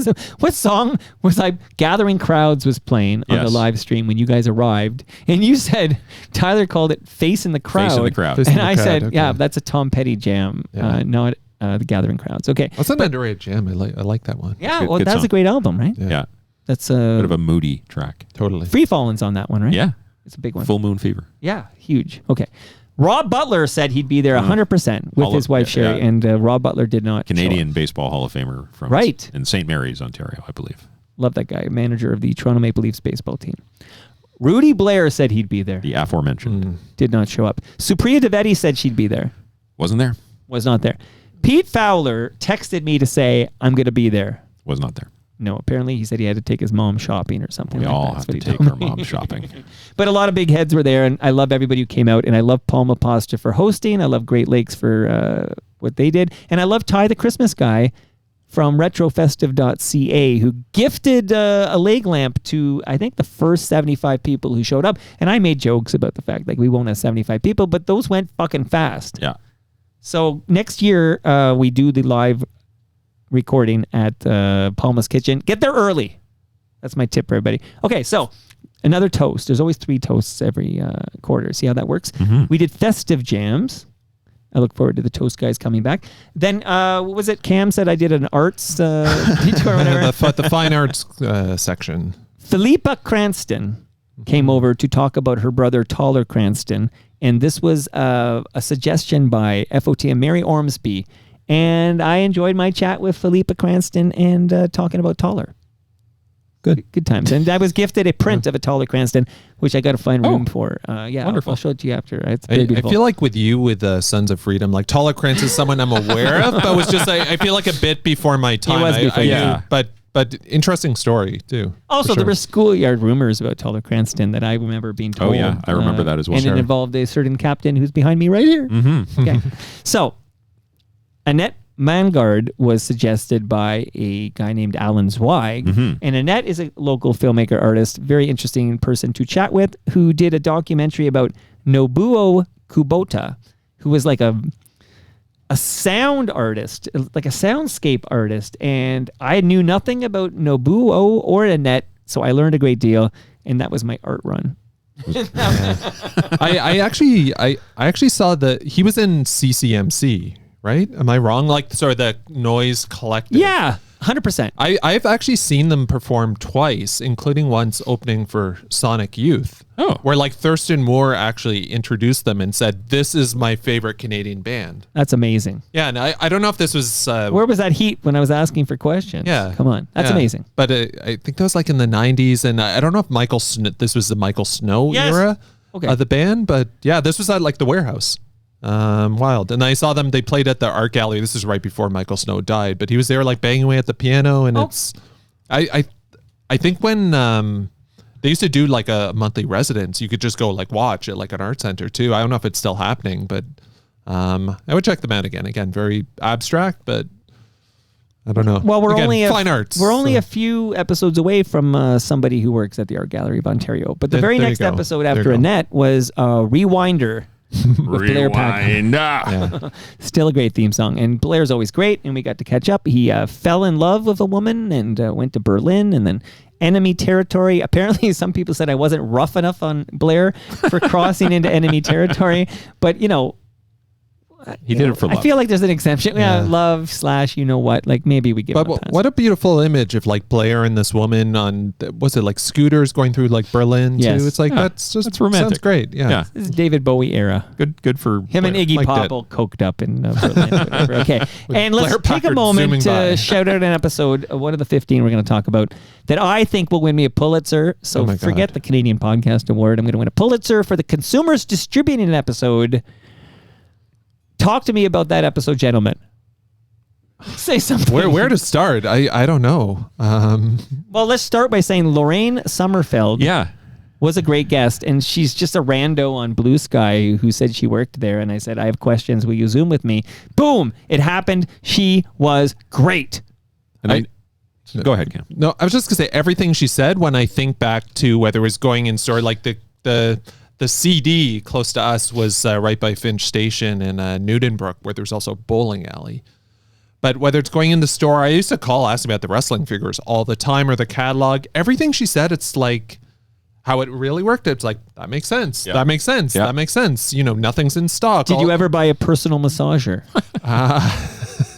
Not there. But yeah, it's just like all these, you know, cut rate electronics and whatnot. I thought it was actually sort of an interesting, just as being like a tech nerd, of like a certain time in consumer electronics where like cheap shit was fine. Oh, Because yeah. I feel like Yeah. that doesn't exist as much these days. But yeah, I loved it. It was great. Yeah, I actually lived near the Burlington store that Lorraine worked at, which is now, I think, a Value Village in Burlington. But yeah, no, and I knew of Lorraine because I knew her work as an auto journalist. Not that I'm a big gearhead, but I've certainly But seen you asked her. me what Porsche Karen Bliss, Yeah, of Bliss course, was you know, driving. you I'm know. like, I don't know, the Porsche kind. But she just had kind of no fucks to give. She, you know, Right. Good way to put it. Yeah, she really exposed the consumers distributing management for not cracking down on some of the fraud and theft that was happening. And yeah, to your point, Cam, like the kind of cut rate Kirkland brand, Yeah, like Candle and Yorks. Yeah, Yorks. Yeah, Sanyo. I had a Sanyo. Yorks boombox back in the day that had a cassette player that popped out that you could Right. use as a Walkman. I remember these. That was magic. And we haven't mentioned the big one, Citizen. Yeah. Yes. And Yeah. I Right think up there of Candle. it's something our children will never know, but like, remember how like premium like Sony was in the 80s? Yes. Like it was, I don't think it was quite like Apple is today, but sort of. It was sort of, you know, oh, this is like cutting edge. Yeah, It's what the- like yuppie scum would have. Yeah, like the, at their the pinnacle penthouse and stuff. of electronics. Absolutely. That forehead hi-fi VCR that Elvis Stoico was returning, was that a Sony? that was at Future Shop. I think of that story as being towers. Like, I think the story's tower. better. You Yeah, might want to no. workshop the story before you give it at the Elmo with know. me, because I think it's a better story if that's a towers, and that's the way I tell that story. One other small like callback. I know this episode came up a bit when Ed came for the second time during Christmas. He said he had like a clip from Consumer District, and was it like there was mysterious cars starting appearing outside his house, or he had sort of he mentioned fever something dream. about running afoul with the Consumers Distributing people. Ed Conroy? Yeah, am I imagining that? Do you remember this? I don't remember this. Well, we are going to talk. Maybe we'll Okay. jog the memory. We will Anyway, talk about let's the Ed move Whitman on, thing. but- So we have to move on yeah. because that Pulitzer Award is going right here. Like, I got a spot in the studio. I'm not joking. I think I'm going to win a Pulitzer for Yeah. the consumer. I think that's why Toronto Mike exists. I was gonna say I made a rare blue sky post replying to said this is gonna be the Enron Right. of Canada or whatever I Right. said. Smartest Like, guy in the room or whatever. Yeah. yeah. Okay, and we all concur. So Let's no keep an eye on fucks to this. give. This and, developing story. Lorraine this is why, Summerfeld. This is why you get the news in current affairs.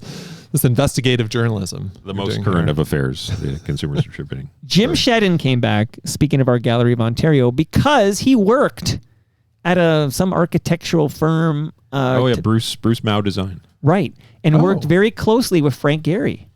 Or at least worked with Frank. I don't know how close they were. But he worked with Frank Gehry and had words to say about Frank Gehry. And we put together a very quick memorial episode for Frank Gehry, the only architect I know of who had a cameo on The Simpsons. There you go. And certainly someone helped shape the skyline of Right. many places. Many places. Yeah. And did work in that art gallery of course, Ontario as well. And Jim Shedden was at TMLX 21, so much love to him. Jason Schneider came back to talk about one song, and I thoroughly enjoyed my 90 minutes talking about, "Hey Joe, where are you going to go with that gun in your hand?" So love to Jason Schneider. Yes. This is one of I those just need episodes. something. Like, I always pause, just say something, and then I'll move on. This is such a random thing for like a music journalist / publicist in Canada to write a book about, but what a great topic. worked. And I love this sort of topic, like the origins of like all these songs we've been Right. hearing.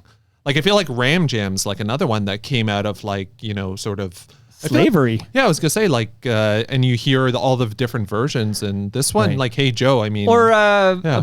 House of the Rising Sun. yeah, House of Rising Sun, Like and the Animals, Dylan and the Animals, and there's these versions that kind of popularize it, but these songs have been around forever. Yeah, and they just sort of morph and mutate over time, and like Mr. Bojangles and what's that Nirvana did, the Lead Belly song? Where did you sleep last night? Yeah, In the Pines. Yeah. So yeah, And I think on Toast I've done a deep dive into In the Pines. I really like Jason Schneider too. Yeah.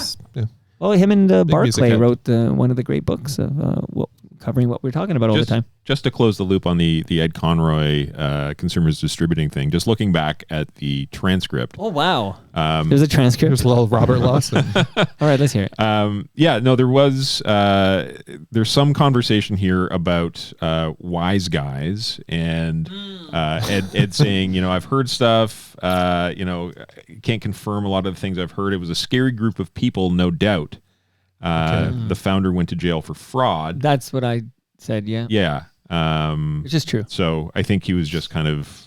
It's not slander if it's true. So not a full hallucination. Yeah. Ed talking Okay, about this. Yes. All right, well, we'll talk more about Ed in a minute. We're going to burn through these non-50. I feel like we're spending too much time on the ones that we're not talking about. Indeed. But Nick Ianni's little known fact that if you do sponsor Toronto Mic'd, you get an episode of Toronto Mic'd. So step up. If you want an episode of Toronto Mic'd, sponsor the fucking show and you get an episode. This is available to all sponsors. And Nick took me up in the offer, and I always like chatting with Nick. Thalia Assuris, we didn't pick this as one of the 15, but we did get some confirmation about how she is related to, it's in the book, Nick Kiprios. That's right, because I do recall from back in the day on Sportsline, Hebsy and Taddy would always make reference to the fact that Kiprios was Thalia Assuris' cousin. Right. So the fact is, we learned from Thalia that Thalia's godparents are Nick's parents. Right. So Nick is the son of her godparents. So they would be like close family friends. Yeah. They'd grow up together, but they're not actually technically cousins. But you'd call them cousins because, your if you're on if you're on the Bear. Yes. Like, isn't everybody a cousin on Yes, the Bear? cousin And I Richie. just saw the Bruce Springsteen biopic. That's right. Do you want a review? Yeah. What was your review? I was prepared to not like it because the reviews were so mixed. Unlike the Dylan one with Chalamet, which everybody fucking loved. And I was prepared to like that very much.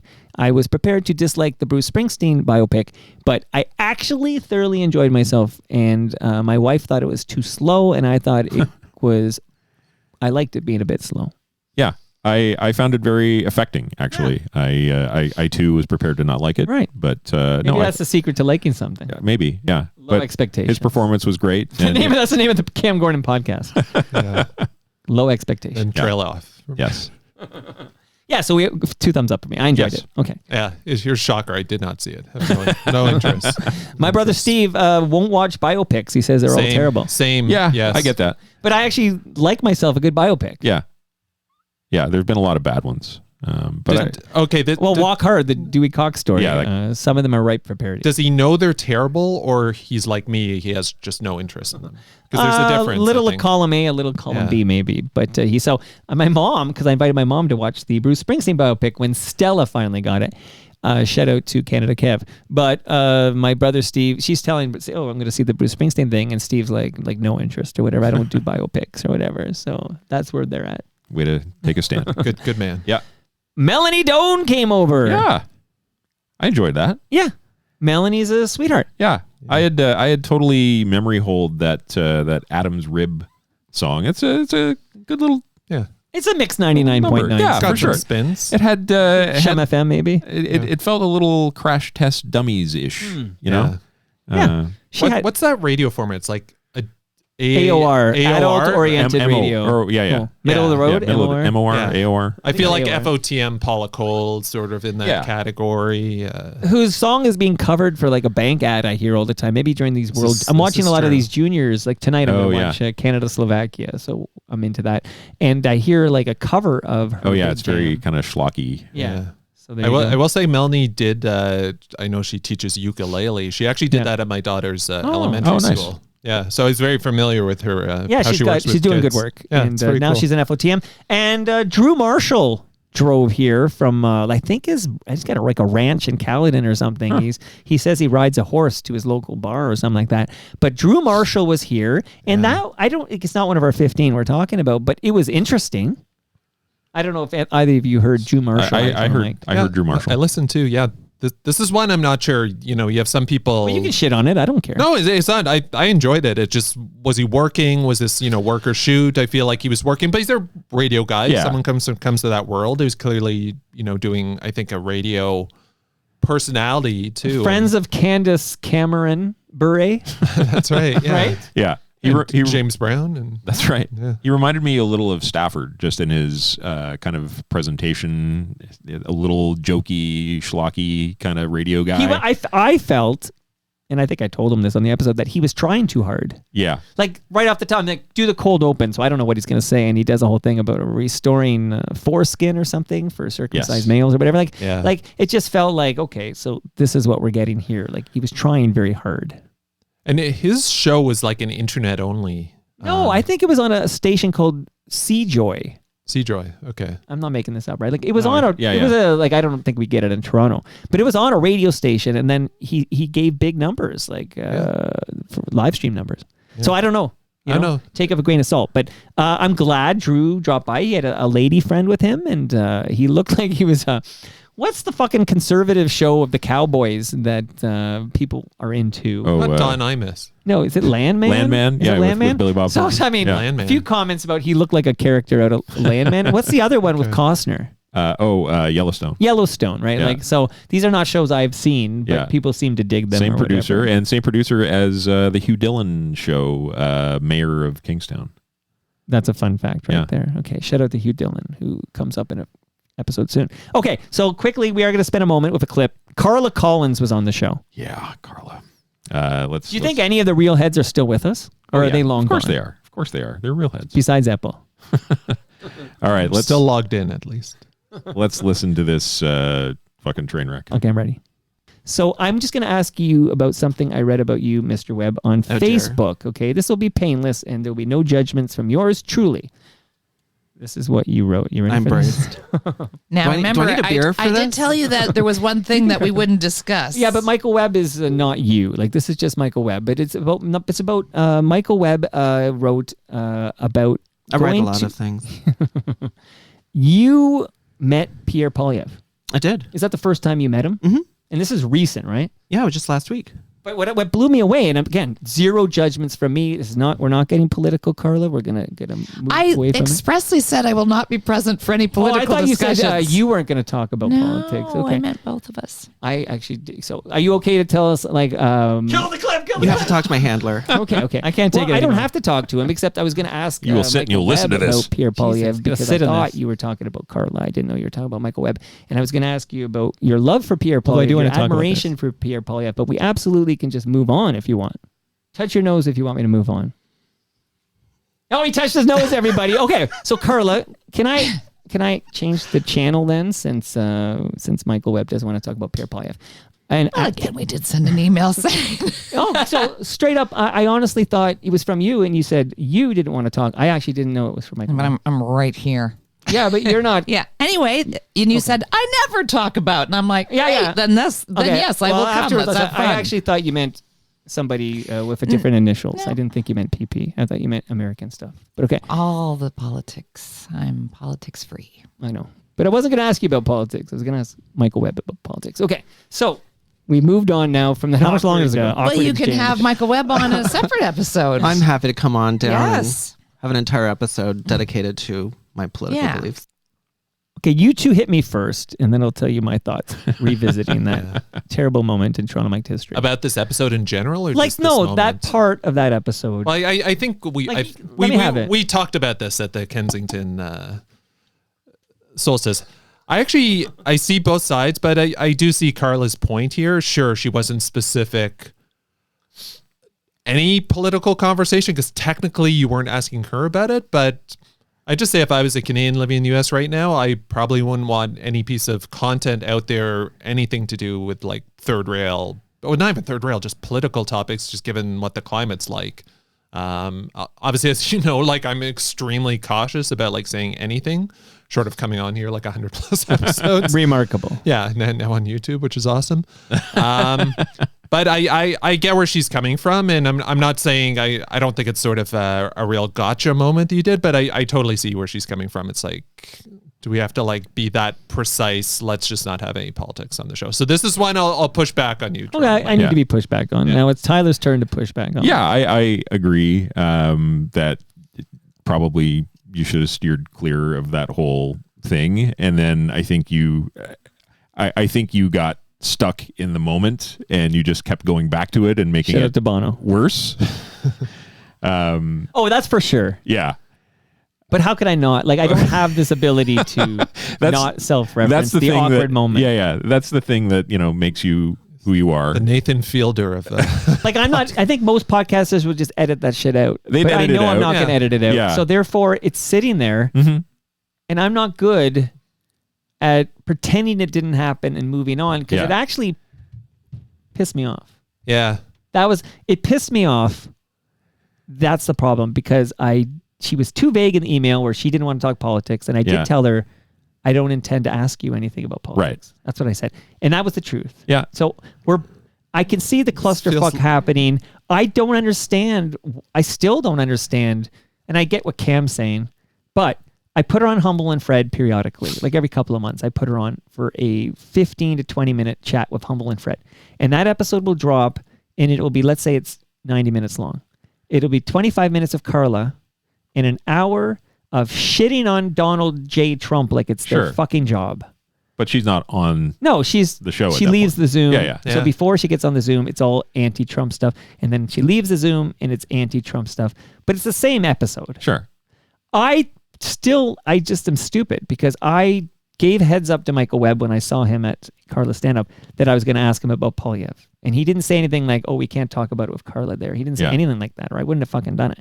So I thought my rule was don't ask, like I had a mental note, do not ask Carla her opinion on Pierre Polyev. Yeah. Because she doesn't want to talk politics. But I absolutely had on the mic Michael Webb, who had released a love letter to Pierre Polyev, and I needed to ask him about that. Right. And I didn't like the idea that I can't ask Michael Webb a fucking question because Carla's in the fucking room. Sure. Yeah. Yeah, and it's, your show and you're going to ask the questions you want to ask, and I think everyone knows and respects that. I would say as a PR person, and you're gonna like hit me with like one of these with my stick here. Yeah, with one of those teenage head drumstick. I'd say the thing that you just perhaps want to be conscious of, rightly or wrongly, you just don't want to get a reputation of somebody who catches people off guard. But I was talking to Michael fucking Webb. That's fine. Sure. But I say this when I worked in the agency world. I said all the time, my clients would have ideas about stuff. We want to put this. It's like there's sort of what your intention is, and then there's what people are going to perceive. In the world we live in, the perception is all that matters. So in my career at least, and I know we're not. But that does make for a boring. Thing. Of course. Like where all these interesting topics are off, out of bounds. And again, that's your decision, and yeah, you live with it. Go forth like accordingly. Sting agreeing to come on if I don't ask him about the police. Hey, he said like don't like.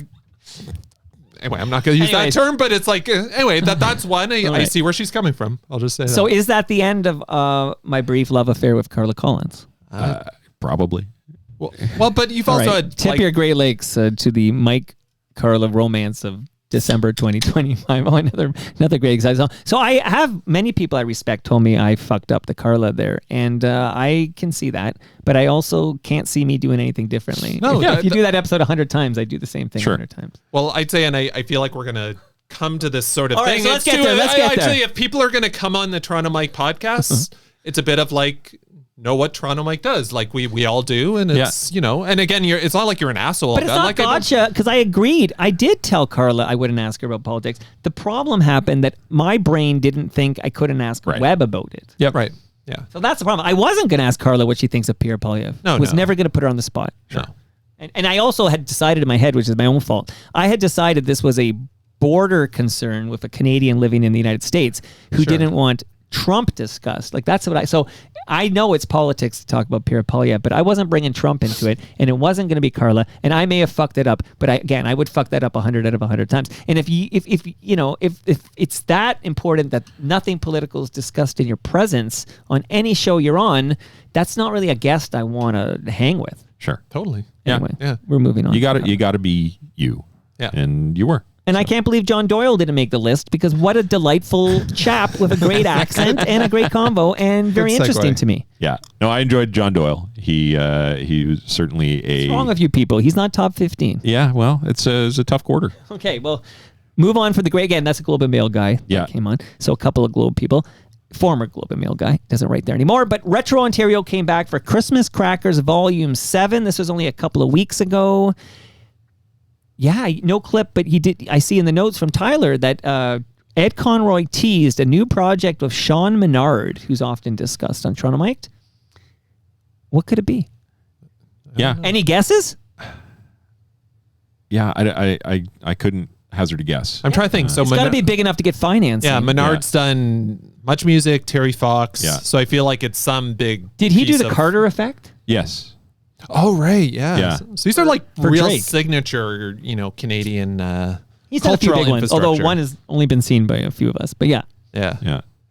Anyway, I love the Christmas crackers. Like, Yeah. I actually need to go through the transcript because I think there's a lot of Wikipedia updates that need to be made there. Right. The one about the lost Muppets, like the Henson universe, yeah. Avengers all come together. That's lost to history is really interesting. And I've seen that. It's great. They're driving in a car singing a song on their way to Fozzie's mom's house. Yeah, And I she's think I it's saw a this. surprise visit, but Fozzie's mom is actually going to a warm beach Yeah. for Christmas. And she's kind of pissed off. Like she's got her shades on and her fucking shorts and she's like, I'm going to a fucking beach, Fozzie. Yeah. And they're all there. And you're right, it is Avengers style because you get sprockets and you get like a Fraggle Rock contingent. You got a bunch of Muppets, of course, but you also get the Sesame Street. This is like a real 80s thing where you'd see, one sitcom showing up on another sitcom sometime, or like two NBC shows. Or, Yeah. Oh yeah, the Mercy Carson universe or whatever. Like, Yeah. I don't know. You'd get you'd get a little Full House action, and then I don't know, Urkel might show up or something like that. exactly. Yeah, and the door would always open, and people would be like, clap, clap, clap, clap, like the fake clap. In Mad About You, Yeah. Kramer shows up Yeah, that's Is that true? as like a neighbor of a former neighbor. Maybe he lived in the building. right. Paul And Reiser. there was the whole Lisa Kudrow Oh yeah, they were crossover. twins. Yeah. So Mad About You, the waitress is Ursula. I think her name is Ursula. That's right. And that's Lisa Kudrow's what's her character? Phoebe. Phoebe. Phoebe's twin sister is on Mad About You. This is like Paul Reiser and Yes, Helen Helen Hunt. Okay. You got Yes. Okay. And Paul Reiser was engaged, I think maybe married, I don't know, with Hank Azaria from The Simpsons. What? Yeah, like Helen Hunt. Oh. Not Paul. Did I say Paul You Reiser? said Paul Reiser. We'll fix that one. We will fix in post. Helen Hunt was engaged or maybe married to Hank Okay. Azaria. Yes. Okay. I remember that now. He was in like Aliens, I think. Yes, The Paul second Reiser. one. Yeah. Not Yes. Hank Azaria. Not Hank Azaria. No, who no longer voices Apu. Right. Good call. There you go. So Retro Ontario always delivers, and we love. I love chatting him up, but it's hard to get him in the basement now. Like these are all Yeah, Zoom. because he lives very, very far Port east. Perry? Right? Yeah. Yeah, wherever that is. Okay. Retro Ontario compound. Speaking of annual traditions, so you got the Christmas crackers. That was the 7th one, and we had, I think, the 9th or something, Festivus with Elvis. So he comes over on Festivus, which is of course December 23rd, and we air grievances. And man, he hits it out of the park. He was aces again, even though he's not 1 year 15. He's very, very good at being Elvis? Being Elvis, but being sort of a foil to you. He's very authentic and speaks his mind, which of course you want in a guest. Right. But he did a great job co-hosting TMLX. Yeah. He sits there and kind of helps you keep it moving and laughs his big Ed McMahon laugh. He's got a great laugh. He does. But yeah, no, I always love hearing Elvis. And I understand he doesn't really listen to Toronto Mic'd, which is fine. It's kind of his shtick at this point, but Yeah, he might be secretly listening. he might be. So be. hello to Elvis who's Hello to listening Elvis. right now. But He's the real head. No, I always enjoy the Festivus episodes. And he's done this on a few of his appearances or even the live shows where he's got that infectious laugh that's so funny, such a great vibe and energy, but then has these like really kind of poignant, God, this sounds so pretentious, but almost the poignant thoughts on almost the human experience. This one about just people's relationship with their family members is really complicated. Oh yeah, he opened up about his relationship with his mom who passed away in 2026, and it's really like heart-wrenching, authentic stuff. That's what I'm craving. Yeah, not like sugar-coated at all. Like it fucking sucks sometimes. You know, stuff we go through in our lives too, and he's not afraid to talk about it. Yep. So I'm craving that, not to be confused with Graven. Oh boy. Wait for these segues to come out. Nailed it. Yeah. Okay. Is it real I had a rain chat. or a flight? Right. That's coming up. So we only have 3 episodes left. Yeah. Graven's not one of the 15, but that was a chat for his podcast. Right. So I do a little quick. In fact, I do tease. I got an email, like a whistleblower email, about the Matt Schichter episode, which we're going to talk about in a moment. So on our way to. So thank you to Graven for that chat. I dropped it in as like to tide us over. And then Ben Rayner returned to Toronto Mic'd. So let's talk for a moment about Ben, and I'll just read some emails I got about the Ben Rayner episode. He always gets people commenting, like has to be the guest that creates the most engagement. I think so. Yes, I think I get more engagement from a Ben. You know, Stafford's like second, I guess. Yeah. But Stafford and Rayner, these are the guys who generate the feedback. Ben Rayner. I just checked in with him and chatted with him for about an hour or so, and so many responses. Yeah. So what did you guys think? And then I'll read some of these. I love the check-ins with him. I've said it before. I've got a lot of time for Ben. He's just has like a unique charisma is not the right word. Not saying he's not charismatic, but he's just loves his music. He's so singular as a personality. It's really hard to put a finger on why. I think he's such a compelling character. Because he's very like roaming the earth unbridled, but also like worked at the Canada's largest newspaper for 25 years and did some incredible work. Talked to everyone, similar to Karen. And he's not an old guy. No. Like Stafford, I'm not saying he's done his life or anything like that, but he's an older guy, and you're like, okay, he's a grizzled vet or whatever. Ben's like, he's our age. Like a peer, very much like a peer. He's my age. Yeah. He's your age. Yeah. Yeah, and again, somebody who's, had some family stuff and continues to work through it and trying to figure out what works, and is just, I don't know, and I feel like these are a lot of the emails you get about maybe I read them and you tell me if you agree or not. Like, Sure. so, and again, I'm going to leave, I think some of these are kind of negative, so I'm going to leave the person's name out of it, but one note I got, I'm going to read it, you guys can see it on my screen. Listening to Ben Rayner and becoming a bit infuriated. At the heart of it, he's lazy. Everything you suggest, ... He's like, well, that seems like a lot of work. Ugh. Some people just can't be helped. Like Mike Stafford, you can lead a horse to water, ... So there's a trusted FOTM chiming in after the Ben Rayner chat. Yeah, I mean, strong words. Well, let me do the rest quick then. Ben sure. Rayner, subject line, Ben Rayner. This is a trusted FOTM. Wow. That was uncomfortable listening to. He has some difficult decisions in the coming year. So I get that. Not wrong. Not wrong. Yeah, like you, Cam. Like I always love hearing Ben because he's just such a compelling guy. He's just good to listen to. He has lots to say, and he says it in a really compelling way. He's a guy that you could see yourself just hanging out with for an afternoon. But yeah, like there is an element to Ben that is a little frustrating because he's such a talented guy, and he is so beloved by so many people that you would think he could kind of get himself organized. But on that note, a social worker wrote in. Yeah. Listening to this Ben episode, 2 things. He's 100% bipolar / BPD as fuck. It's so sad. You're a wonderful social worker in the making.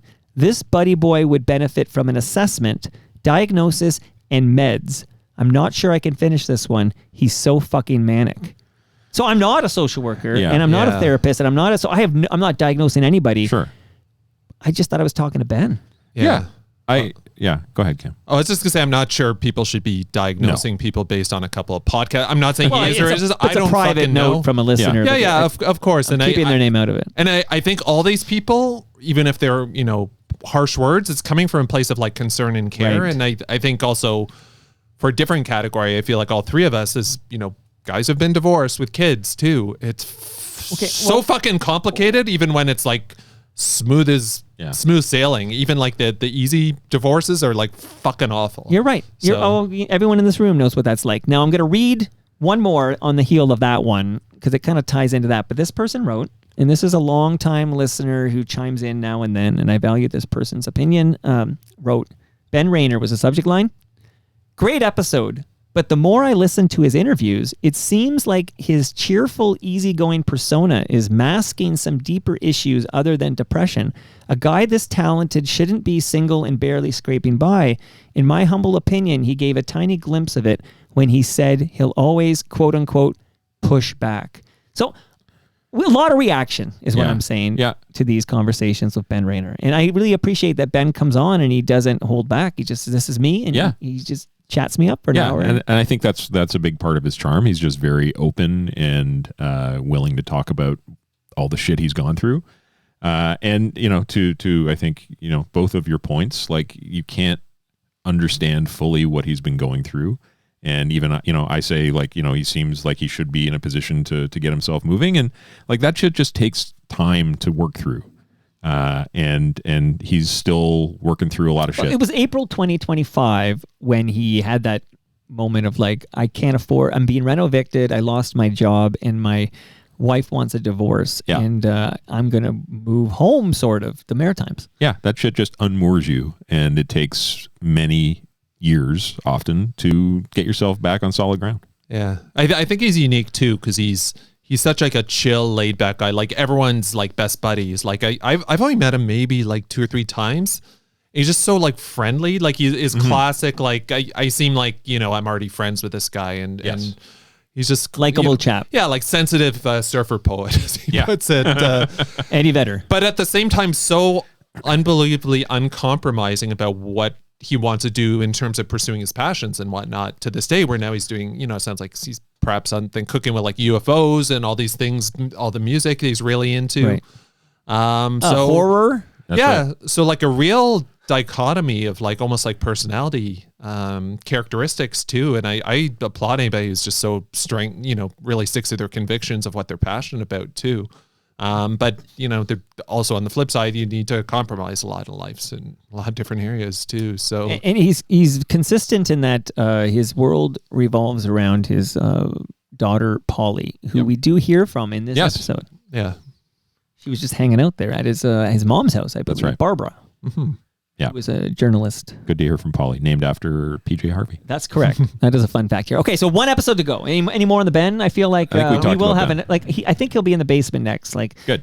I don't want him to. He's not just some experiment or whatever in a petri dish. We got to check in and see how is our Ben. Like, he's got to come over and kick out some jams or something. He'll probably walk here, like he's from New like he's Brunswick. literally roaming the earth, which I think is super cool. I like it. Maybe he'll start up that dog walking business that we're all encouraging him to do. Okay, so the last episode dropped in 2025 was with a filmmaker named Matt Schichter. And Matt directed a documentary that's literally debuting on TVO on Tuesday. We're talking on a Friday, so we're only days away from CFNY, The Spirit of Radio documentary. A 60-minute cut is going to air on TVO. There's a lot to unpack here. Do you want to start the clip? Let's do it. And I'm going to speculate here, and you tell me if this might be right. Was there a version, and you're going to say, of course there was, because this is how filmmaking works, but you probably delivered a version before this version I saw that was probably passionately disliked by these stakeholders. I don't think so, or at least not publicly. Like there's enough. There was a Vimeo link where everyone got to make notes on and say, I don't like this at like 34:27 or 59:60. Well, 60 doesn't make any sense. 59:43 or whatever, like with timestamps of I don't like this or I don't like that and change this, change that, which happy to do. But again, end of the day, someone has to be in charge. And if someone's not in charge, nothing gets done. So someone has to make decisions because there's deadlines and there's money on the line and it's a bonded film. So if it's not delivered the day it says it's delivered, people start losing money. And decisions just have to be made sometimes. So I think there's a world where this could have been a very different movie from different interviews or from different points of view, or if people wanted to give more dirt on stuff that happened. Like there's none of that in this film, but no one wanted to talk about any of that kind of stuff. I'm sure there was some, I mean, it's the 80s, right? I'm sure there was some sort of like other shit going on, but no one wants to talk about any of that, and which is fine. And that's not what this movie is, but it's, what's my point here? Well, no, I'm going to help you because I keep referring to it as a love letter to CFNY. And I think everybody with like the nostalgic vibes, the love for CFNY will be will feel good watching this film because they're going to see all their old friends. You're going to see the old yellow house, and then you're going to see the strip mall in Brampton, and you're going to, I think it's a good hit of nostalgia for anybody who misses the old CFNY. Like it's a love letter. But when you write a love letter to somebody, and I've written a love letter or two in my time, Matt, I'll tell you right now, there's no warts in there. This isn't a warts and all experience. And no. And your bosses, am I right? So those 5 executive producers are like, well, I guess you work for that company, what's the name again? Highball So TV. Your boss is Highball, and I guess Highball's bosses are those 5 executive producers. Am I right at all? No. Okay, tell me. So in this case, the executive producer is basically just a vanity credit. Okay. Usually an executive producer is someone who puts money into the film. We wanted to give them a credit that had some gravitas too, because it was their idea. They did create the pitch. This is their thing. An executive producer felt right, but technically, the hierarchy of a film, it would be the producer, which is Highball, director, and then the EPs are somewhere in there too. But like this one, this is a little different because they didn't actually put money in. And Highball is putting up the money, right? Highball is putting up the money, yeah. Where do we start with this one? We should do 3 hours on the Schichter episode, which I actually made a point to. Not only was I there in real time, but it did sit on the shelf a little bit. I had to re-listen to it before I dropped it. And then I decided I'm going to listen to it again because of an email I got, which I'll read in a minute. But I'm curious for your 2 thoughts on the Matt Schichter episode. And then I may extrapolate more on why I think there's something rotten in the state of Brampton. So obviously pure speculation on my part. But to me, having worked in the agency world for a long time and working on projects with clients who, you work to scope out what this project's going to be. There's a brief that you write, and then everyone agrees that, yes, this brief is correct. And then you proceed with the work based on that brief. And then some clients are really good about it, and they're very experienced, and they're like, yep, okay, that's great. There's actually some stuff that I wish we could have included, but given our timeline and our budget, we can't include them now, so we'll put them in later in a future phase. You can't do that with a documentary. Obviously, you're done. I mean, you could make a second version of the documentary, but nobody's going to pay for that. So it seems to me that you had a brief. I don't know how it works in documentary land, but there's some kind of agreement that this is the direction or the narrative that we're going to tell. Yeah, episode 1021 of Toronto Mic'd. Yeah, exactly. Do this in 90 minutes. Yeah. And get Geddy Lee, for fuck's sake. And as the people who are most invested in it, the EPs viewed it, they realized that this is not necessarily the story we wanted to tell or the way. And that we 3 of those wanted to tell EPs worked at the station in our FOTMs. So they're very invested. They care a lot, as they should, and so they want to tell the best story they can. It sounds like they got down to a point where they ran out of time, they ran out of money, they still wanted to make changes, they couldn't make those changes, and so Matt S., the director, Matt Schichter, kind of caught the brunt of that, and because he was beholden to his schedule and his budget. The buck stops there. Yeah, right? He's the director of this film. At a certain point, as he said, we're done. We can't make any more changes. This picture has to go out. Cam, I value your opinion on all of this. I'll just say, and God, again, you're going to throw something at me because I feel like I'm going to lapse into calm speak here, but I actually did flinch. I look forward to seeing this documentary. I think Tuesday. One thing Tyler mentioned, I can't stop thinking of this documentary and the Much Music one in tandem, two very different situations. No, but there's parallels. I think there's parallels in terms of there's IP, whether it's Much Music or CFNY Spirit of Radio, things people, certainly of our generation and a bit older, a bit younger, care, to say even deeply would be an understatement. Mm-hmm. I think, I speak for everyone in this room where these are formative entities, not just in our educations, like music fans, in our lives in terms of personalities, 100%. Entertainment.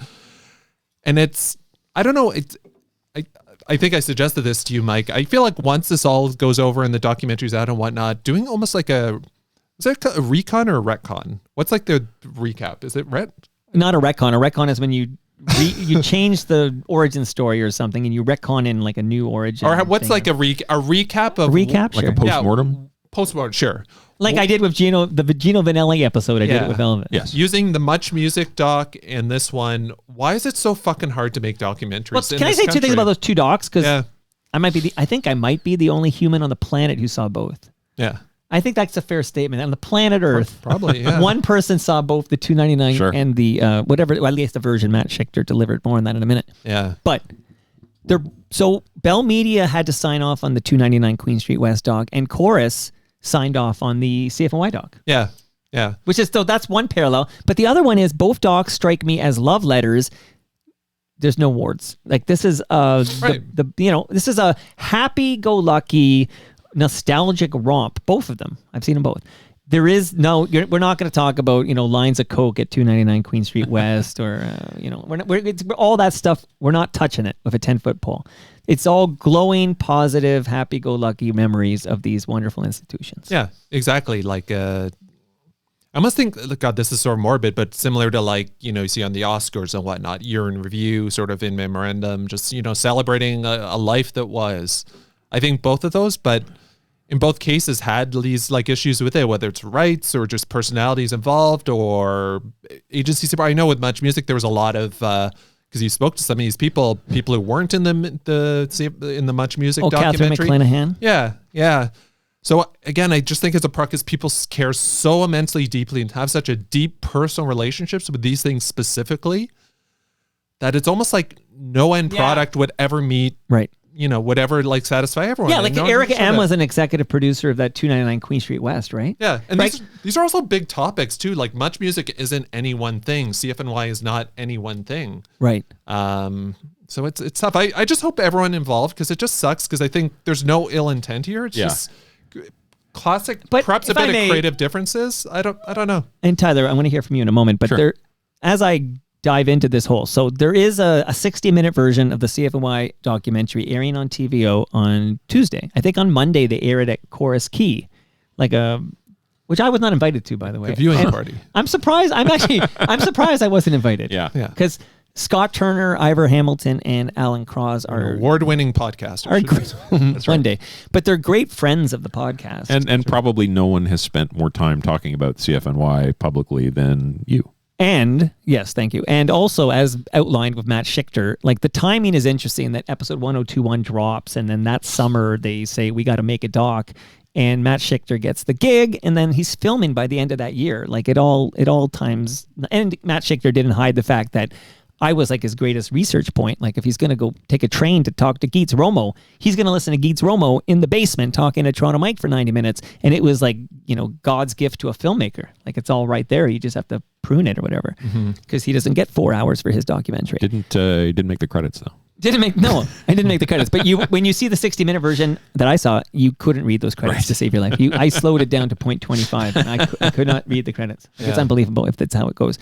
But I'm here. There's a three-headed monster.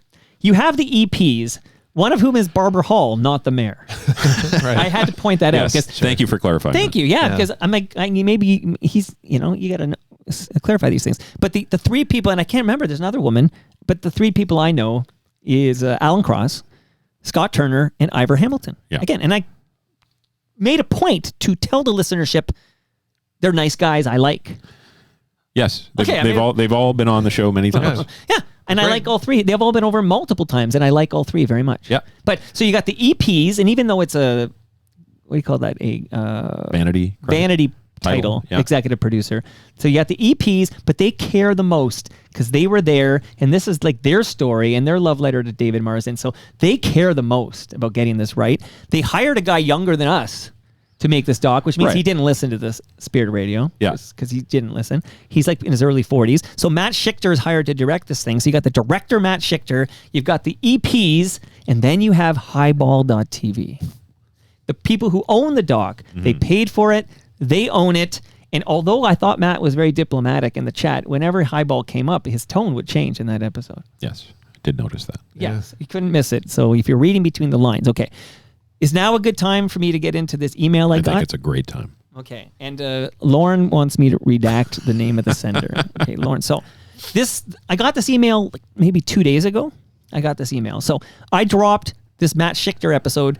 I think I technically dropped it before going to bed on the 30th. I saw it show up in my feed on the 30th. So I drop it on the 30th because it's going to be like the New Year's Eve special or whatever. But it was New Year's Eve in Greenwich Mean Time. Okay. So this email drops in my inbox, and its subject line is unauthorized interview : CFNY documentary. So he's got my attention. Red flags. Because it says unauthorized interview. And already my back's up a bit because it's like, I'm the boss around here. I authorize the interviews around here. I authorize this episode of Matt Sure Schichter. you did. Yeah. Cam's agreeing. Okay, I'll read on now. It'll make more sense. Okay, so my name is name redacted. That's a weird name, right? Yeah. Who put that on a birth certificate? Okay, my name is name redacted. I am one of the principals at Highball TV and the producer of CFNY, The Spirit of Radio. It has come to my attention that one of the creatives we hired for the film has a 91-minute interview on your podcast, but one which was unauthorized by the production and distribution partners. We'll come back to this in a minute. Okay. The film has been licensed to TVO for a broadcast premiere next week, and all press for the film must go through Highball TV so that we can get TVO sign-off, and as a result, we need to ask to have this interview taken down. I'm sorry about this complication, but your interview subject was not granted authority to share the film, and to boot, he shared a work-in-progress edit of the film instead of the final cut. TVO and Highball TV would be delighted to hook you up with Alan Cross and the CFNY team if you're interested in talking with subjects about the completed version of the film. Thanks so much for your attention. And again, I apologize for the confusion this caused. Name redacted. So, I got that email, and I honestly didn't know how to reply. I'll tell you how I replied in a minute. But so many things jumped out. One is that the director of the film, Matt Schichter, who is my guest for that episode we're talking about on New Year's Eve, is referred to in this email as, ready? One of the creatives we hired for the film, which makes it sound like he's the lighting guy or something. Yeah. Okay, one of the creatives we hired for the film, he's the director. Right. It's interesting that it doesn't say the director of the film. It says one of the creatives we hired for the film. Very curious. Has a 91-minute interview on your podcast. But which was unauthorized. I kind of feel like I wish I'd heard from TVO, but I am suspecting TVO does not care about the fact I talked to the director of this documentary. But that's a speculation on my part. But I never heard from TVO. But this whole idea that Highball TV has to approve, like I talk to the director of the film. Right. So this idea that somehow I can't talk to on my fiercely independent podcast, I can't speak to the director of this film for 91 minutes because he was not authorized to talk about the movie that will say at the end when we watch it on Tuesday, it's going to say directed by Matt Schichter. What are your thoughts on this, Cam Gordon? I'll just say, I don't think I have enough information to really have an opinion that, I don't know anything about, contract statuses, ownership, So in terms of offering a judgment on this, I don't know. I mean, I'm not privy to you will admit it's not my problem. If there's a problem between the director and Highball TV, right? That's not involving fiercely independent, perhaps, award-winning podcaster Toronto Mike. Yeah, which I think this individual is referring to in terms of unauthorized, in terms of perhaps like a contract status. Again, I don't know. I don't know what that looks like. It's sort of extremely inside baseball, if not entirely private. So I don't know. Again, I just hope this all resolves itself. I just think. But what happened here? Yeah, I don't know. Matt Schichter, not only he shared. He's excited to be an FOTM, Matt Schichter. He was a great convo. Yeah. And he's been sharing it on his social. He shared it on LinkedIn. He shared it on Instagram. He wants people to hear his debut on Toronto Mic'd. And I was careful. I know it's going to be heard by people I respect and care about. I know it's going to be heard by, Scott Turner, for example, who I think is an absolute sweetheart. He was episode 102 of Toronto Mic'd, by the way. And Ivor Hamilton, who I spent some time with recently, and he's a great guy. And Alan Cross, who always answers my emails, and he's a great guy. So a few quick fun facts on this, and then we'll obviously get your final thoughts and move on, because it's been a very long episode. But I asked the EPs, if I could see the version that will air on TVO. I knew it would be a 60-minute edit, and I was told it was not done yet. But I did receive the 60-minute version delivered to Highball by Matt Schichter, and I think he timestamped it as February 2025. So that's what I watched. But I was very clear in the episode that I don't know what's going to air on TVO because I didn't get a copy of it, and I do look forward to watching this episode. But I will reiterate that I'm glad this doc exists and that David Marsden gets his flowers while he's still with us. I love that man, and he's a great guest, and he's an important figure in all this. And it's just something stinky. The interesting thing Matt said is that when TIFF rejected it in 2024, he did get this documentary, his 90-minute version, into film festivals that are rather, they're not TIFF or Cannes, but they're big ones, right? And he was told, this can't air publicly. So I caught wind from a few sources that it was unwatchable and needed external editors to fix it. So the next domino to fall in all this is when I watch the TVO version, and I can say what is different between that version and the 60-minute version that was delivered to Highball TV by Matt Schichter in February 2025. Feels like we've been talking about the existence of this documentary for like 4 years. Yeah, that sounds about right. A very long time.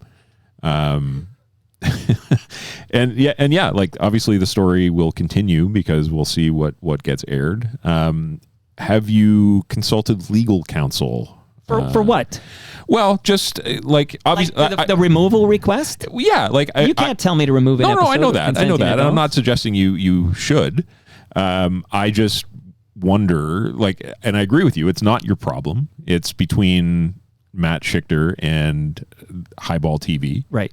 And you play no part in that. I think I'm collateral damage in this battle. Yeah, I agree with that.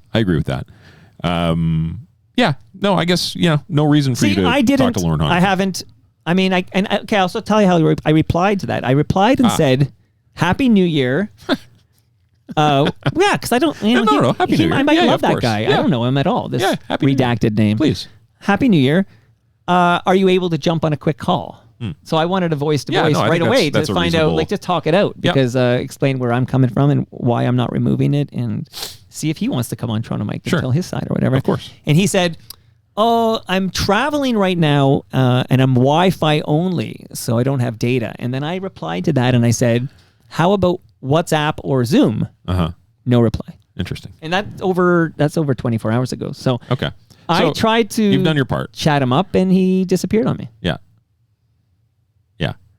I mean, I just like looking at Cam because he's got this smirk on his face or whatever. I don't have a smirk again. I mean, we'll see what happens with it. I don't know. Well, It's most people have no idea there's behind the scenes drama here because no one really gives a fuck. This is the most drama that is surrounded a TVO documentary. Well, Matt thinks it's pretty good marketing, like giving people's attention. So, it's a lot of promotion. Like, and I was thinking about the fact that promo for this film needs to go through whatever, and then I surveyed the world for promo for this film. There's no promo for this film. Yeah.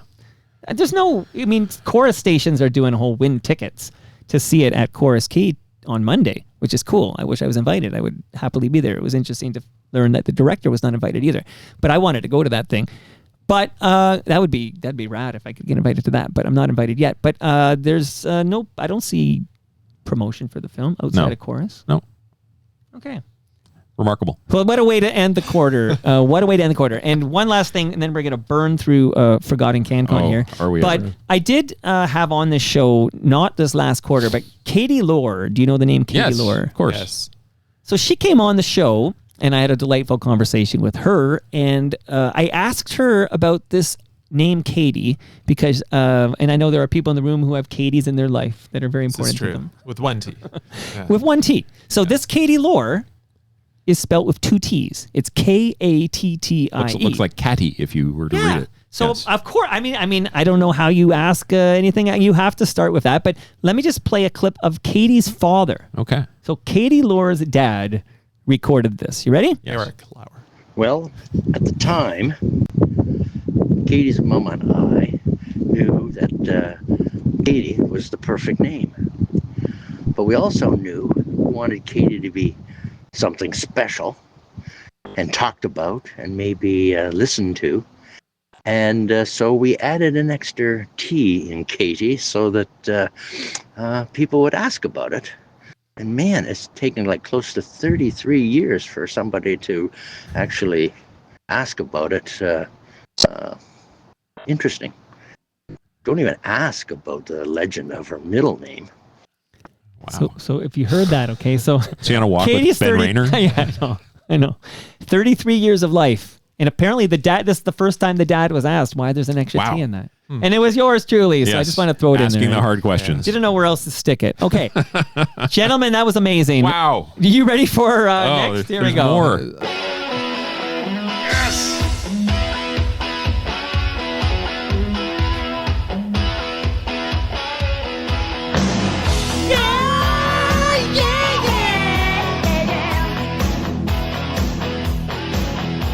This is Forgotten CanCon.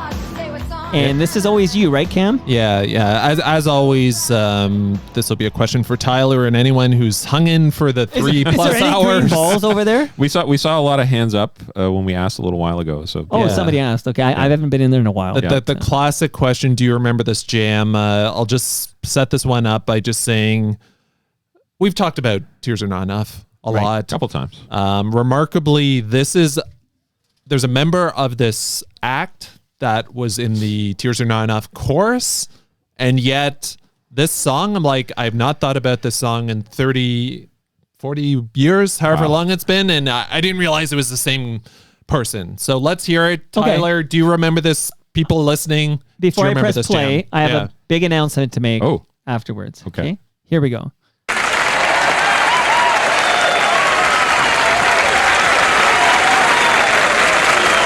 It's like a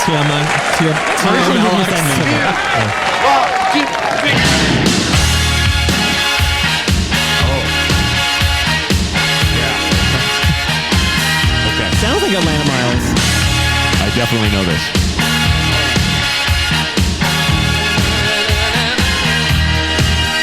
Take a look at all that's around me. The neon, the night, and the streets. A familiar feeling surrounds me, and that's all I need. God, so good. I get so It's like a cool song. Right? Can you name that tune yet? Not yet. I know it. Yeah. 100%. and I don't know why. I've always been this way. In the heart of the city, in the key of the night. Oh. See, I recognize this part. The heart of the city keeps this heart beating. Fuck. Yeah, no. Yeah. Absolutely know that song. Staple of CKOC. Yeah. Wow. The name of the band is The Arrows, Oh. featuring Dean McTaggart. Yes, the Arrows. On Yes. vocals, also a member of the Tane Choir. Name of the song, Heart of the City. Yeah. Definitely a top 40 CanCon Absolutely. classic. Two things this reminds me of. One is Eddie Money. Yep. Have an Eddie Money sound. The second, I feel like there might be a wrestling fan or two. A lot of the music that you would hear on WWF TV, like the second Saturday night's main event theme after they stopped Obsession, Right. like they same as Yeah. fashion television. Right. Like this sort of saxophone, or even some of the stuff on the second wrestling album, Pile Driver, sort of sounded like this. A really fun jam, great energy, so unbelievably 80s on the production Oh my God. here. The Arrows. Yeah. Yeah, so we'll just like run through a few Arrows fun facts here. Their first album was a 4-song EP called Misunderstood, recorded with Daniel Lanois. Okay. I guess Grant Grant Avenue Avenues, Studios. yeah, and released on El Macombo Records. Hey now. See Toronto Mike performing that venue. Get your tickets now. This May. Before they sell out. So this jam is from their second album, 1985's The Lines Are Open. Speak of like, feel like that's a real radio jam. Get your requests in. Right. This album and the song produced by David Tyson, who'd go on to co-write Black Velvet. Whoa. with It does have an Atlanta Biles vibe, this song. Totally. Absolutely. I think Jeremy Hopkins in the Comment said he thought it was Still Got This Thing for Yeah, You. that's the one I was hearing. And in my we're going head, to talk Jeremy. about J-Ho in this song and that song shortly. Okay, and I got a big announcement to make. Oh my God. Everything is happening. We need another 3 hours. You can definitely hear it. Fun fact about Dean McTaggart, he'd go on to work with another Midtown Gord favorite, Amanda Marshall. Yes. Okay. So like That's a he big produced Oakwood alumnus. Yeah, that first Amanda Marshall album, and he co-wrote, Which is huge. Yeah, he co-wrote Dark Horse in Birmingham. Yeah. Oh my 'cause God. Christopher Ward is connected to this story, I think. Holy shit. Yeah. And David Tyson, who produced this album, he also worked with the Guess Who, Anne Murray, and Winona Judd too. No, sorry, that's Dean McTaggart. Worked with those artists. McTaggart. Whoa. Dean McTaggart's a big deal here. Okay. David Tyson Yeah. did some Peter Cetera as well. Yeah. Holy shit. yeah. And then a final fun fact, and this is perhaps Stu Stone encountered this person during the 80s. This song had some backing vocals from someone named Charity Brown, who during the 1980s, she performed as a voiceover artist on various Atkinson Film and Arts TV specials, including, hold on to your seats, The Velveteen Rabbit, Oh, boy. Rumpelstiltskin, Oh, my God. Dennis the Menace, I'm gonna be sick. and I think this individual came up during the Consumers Disturbing, The Adventures of Teddy Ruxpin. Did come up as a big Christmas. Wow. Yeah, so big voice Absolutely. actor. Anyway, Heart of the City, The Arrows. I love this segment so much. It's fun. Yeah. What a palate cleanse from Big announcement. Well, that last Oh, part. major announcement? major announcement. Okay. We are speaking on January 2nd, 2026. Yes. On January 21st, 19 days from now. 2026, 19 days from now, it's a Wednesday Uh-huh. at 11 a.m., Yeah. making his Toronto Oh, Mike's my debut. God. You sitting down, gentlemen? Dean McTaggart. Oh my God. Wow. Wow. Fuck. A direct result of your jam. Really? Yeah. I So you saw just did some like digging? Well, you sent me the name, and I'm like, Yeah. oh, that name is familiar. I'm like, oh, am I thinking of like Jeremy Taggart? Like, what am I thinking of here? And I'm like, Dean and I'm like, McDermott. like this, yeah, Dean McDermott, right? Like, and I'm looking into this guy, and I'm like, yeah, I kind of miss him. Like, he's not top of mind or whatever. But you mentioned Tears Are Not Enough, and I'm like, I got to track this guy down while I can and get his story. Dean McTaggart is going to be listed in this thing I'm holding up. Is he in the chorus or is he production? He's side? in the no. He's like in the. I think he's in the chorus. Okay. I believe. Well, I'm going to talk to him about all of this on Good. the 21st of January. Oh, my God. So stay tuned, We're going to everybody. need a Tane redo. Yeah, there's Mike. I'll send you. There's a really detailed Billboard article from like 1995 by Larry LeBlanc about Dean's just behind the scenes successes. Okay. I think prompted by the Amanda Marshall album, but it goes into great detail about a lot of stuff he's done. Oh my God. So Okay, there's a lot going on here, but let's get. No, it's okay. We do have another corner here. You ready? Yeah, let's do it.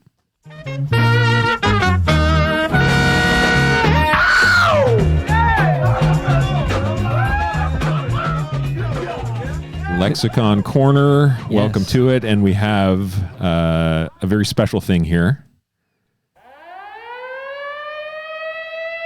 Lexicon Redo.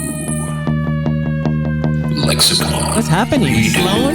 What is happening? Lexicon Redo. Lexicon Redo. It's a Lexicon Redo. Did you make this? I did. Yeah, that's his pipes, man. Yeah, that's fun. Get a little echo, a little reverb. Yeah. Yeah. It's big time, man.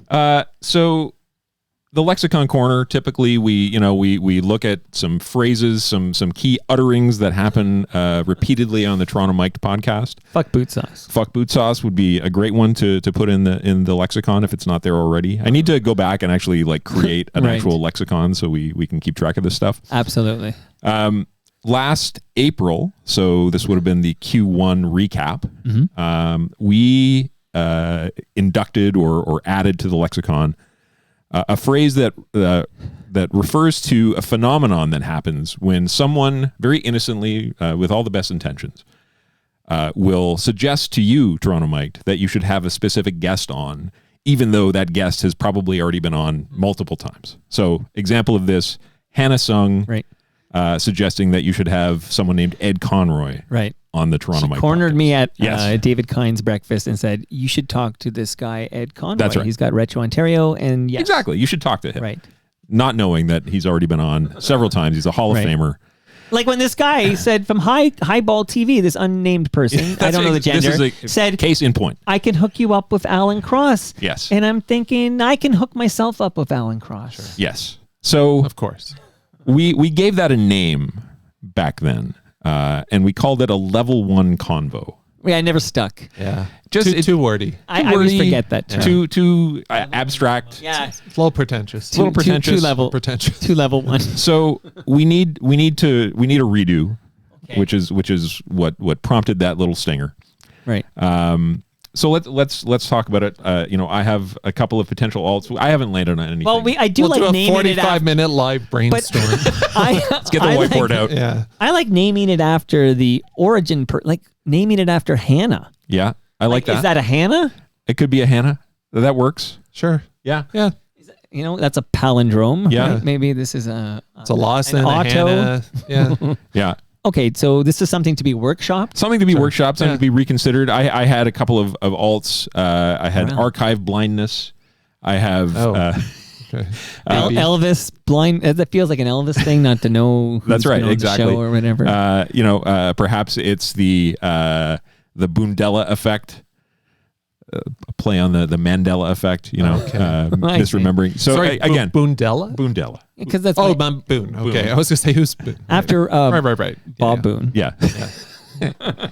Anyway, after Debbie Boone. Those are not the Pat winners Boone. either. Pat Boone's still alive. Pat Boone. Is Pat Boone still alive? Yeah, I believe so. Huh. He's in a metal mood. Shout out to Midtown Guard. Forever.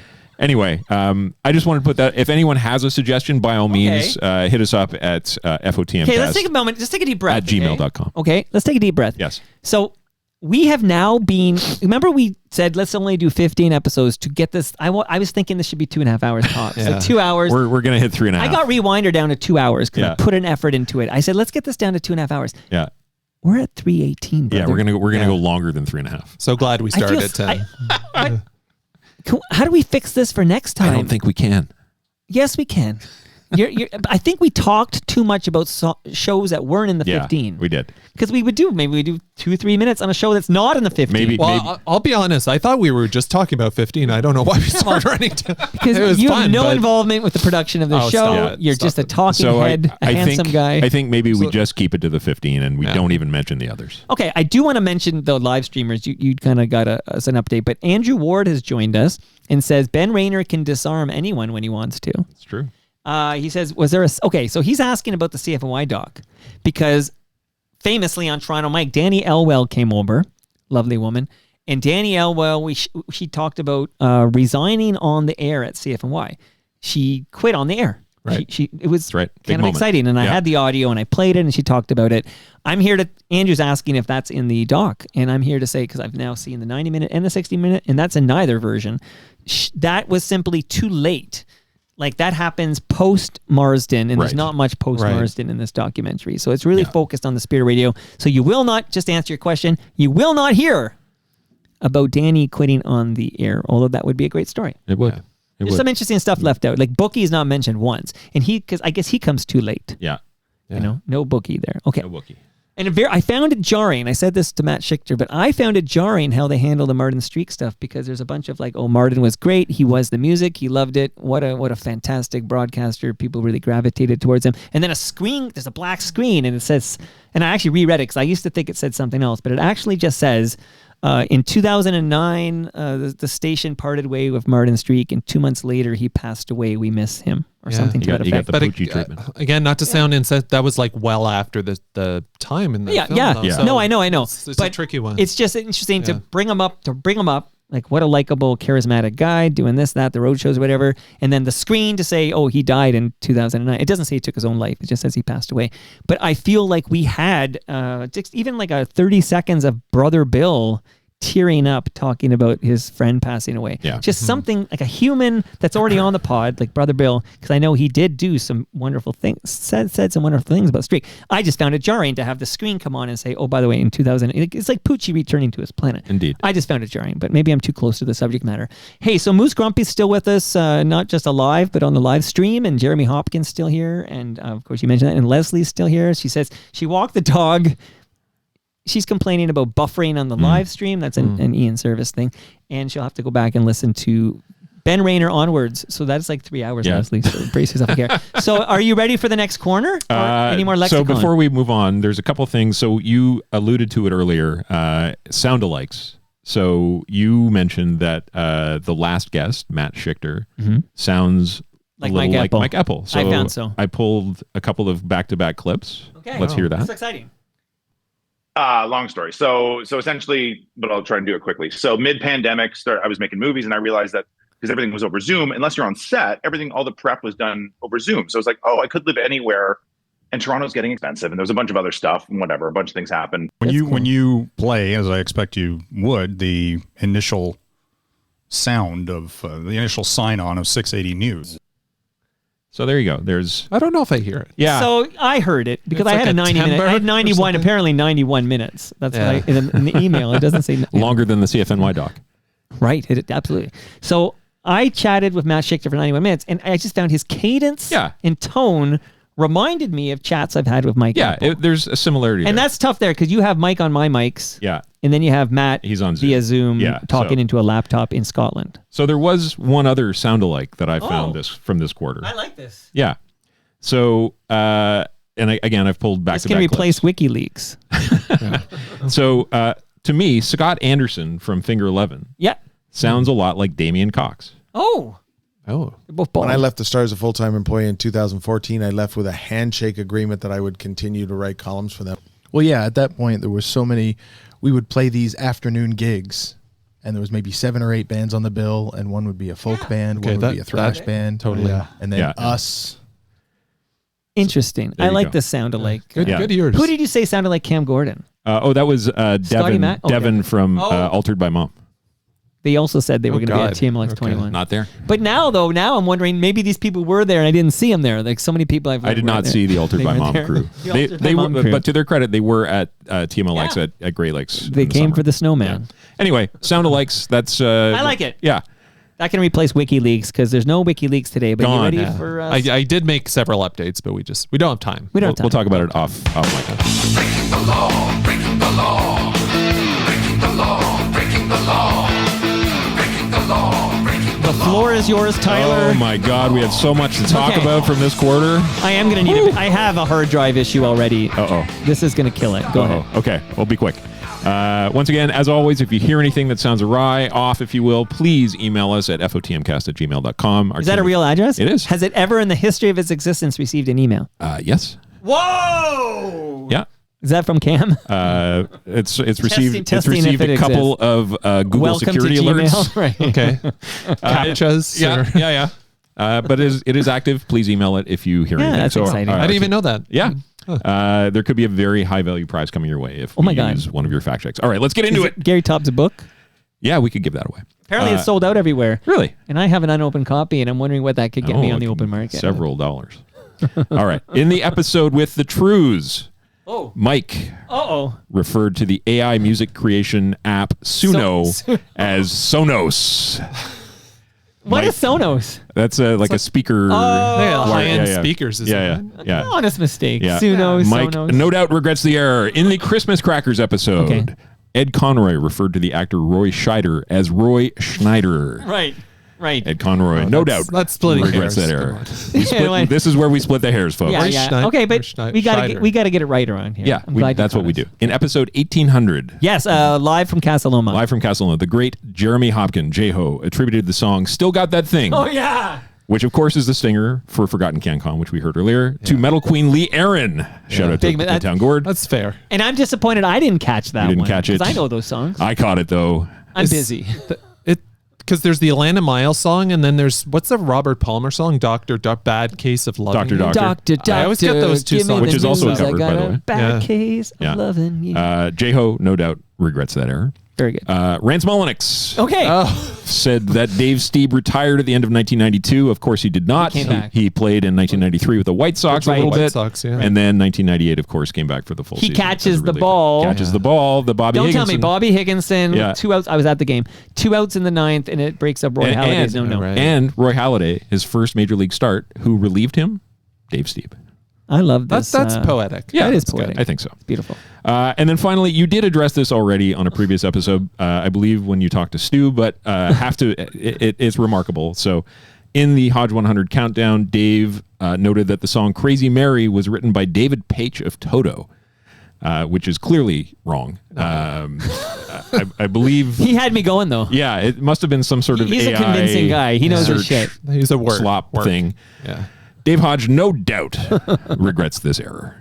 Sorry, Dave Hodge said that? Dave Hodge said that. Yeah. Wow. Yeah, he blew my mind, and then I brought it up with Stone to Did talk about it. Victoria Williams? Victoria right? Williams. Yeah. Okay. Yeah, it's with a tribute to her. She had MS. She still does, I suppose. Sure.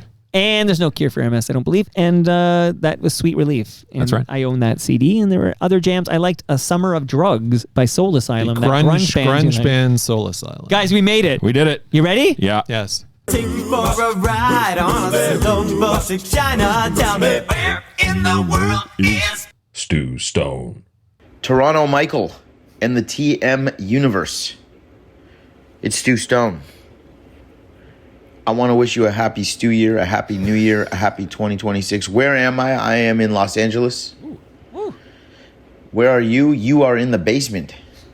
You are continuing the mission into 2026 to spread joy, love, positivity, and tell the stories that need to be heard. So Toronto Mike, happy New Year to you. Happy New Year to the gang over there. You guys know I love you. And I just hope that your new year is filled with joy and laughter. Togetherness, that's all I'm after. Call my name and I'll be there. I'm looking forward to actually doing that, Mike. But I'm in Los Angeles. I'm going to cut it short now. Happy New Year.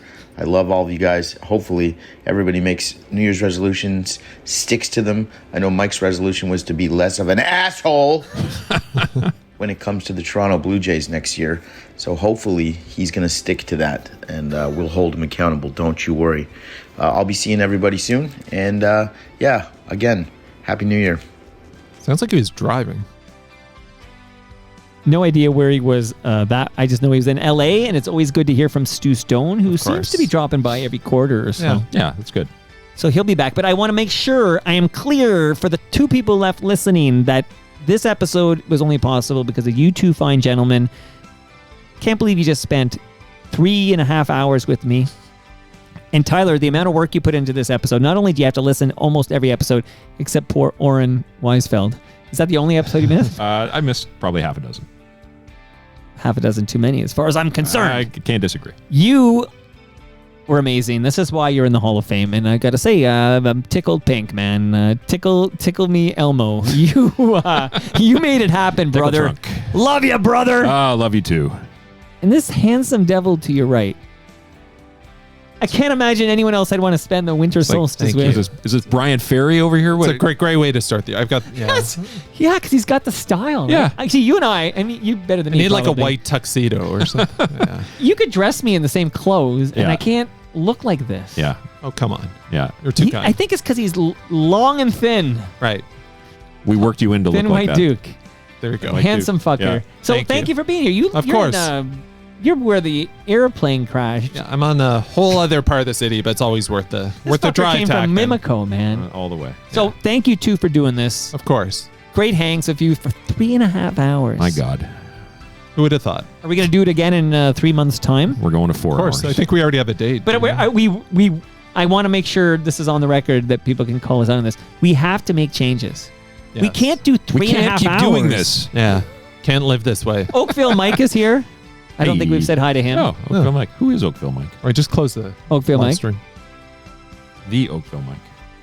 I love it when Carlos Delgado shows up. Oh my God. That's a big deal. That guy, to me. he should have been in the Hall of Fame. Yeah. Speaking of Hall of That's Fame. that. I got to ask. Rants. Although Get Rance Rance back. doesn't overlap with him at all because Right. Rance is out Yeah. after 92. But he was on the broadcast when Carlos Yeah. was. I think he'll get in. He'll get like a veterans committee. Yeah, I think so too. Yeah. And that brings us to the end of our 1,828th show. 1828, first episode of the new quarter. Much love to all who made this possible. That is Great Lakes Brewery, Palma Pasta, Nick Iones, RecycleMyElectronics.ca, and Ridley Funeral Home. See you all Monday when my special guest is making his Toronto Mike debut, Joey C. See you all then.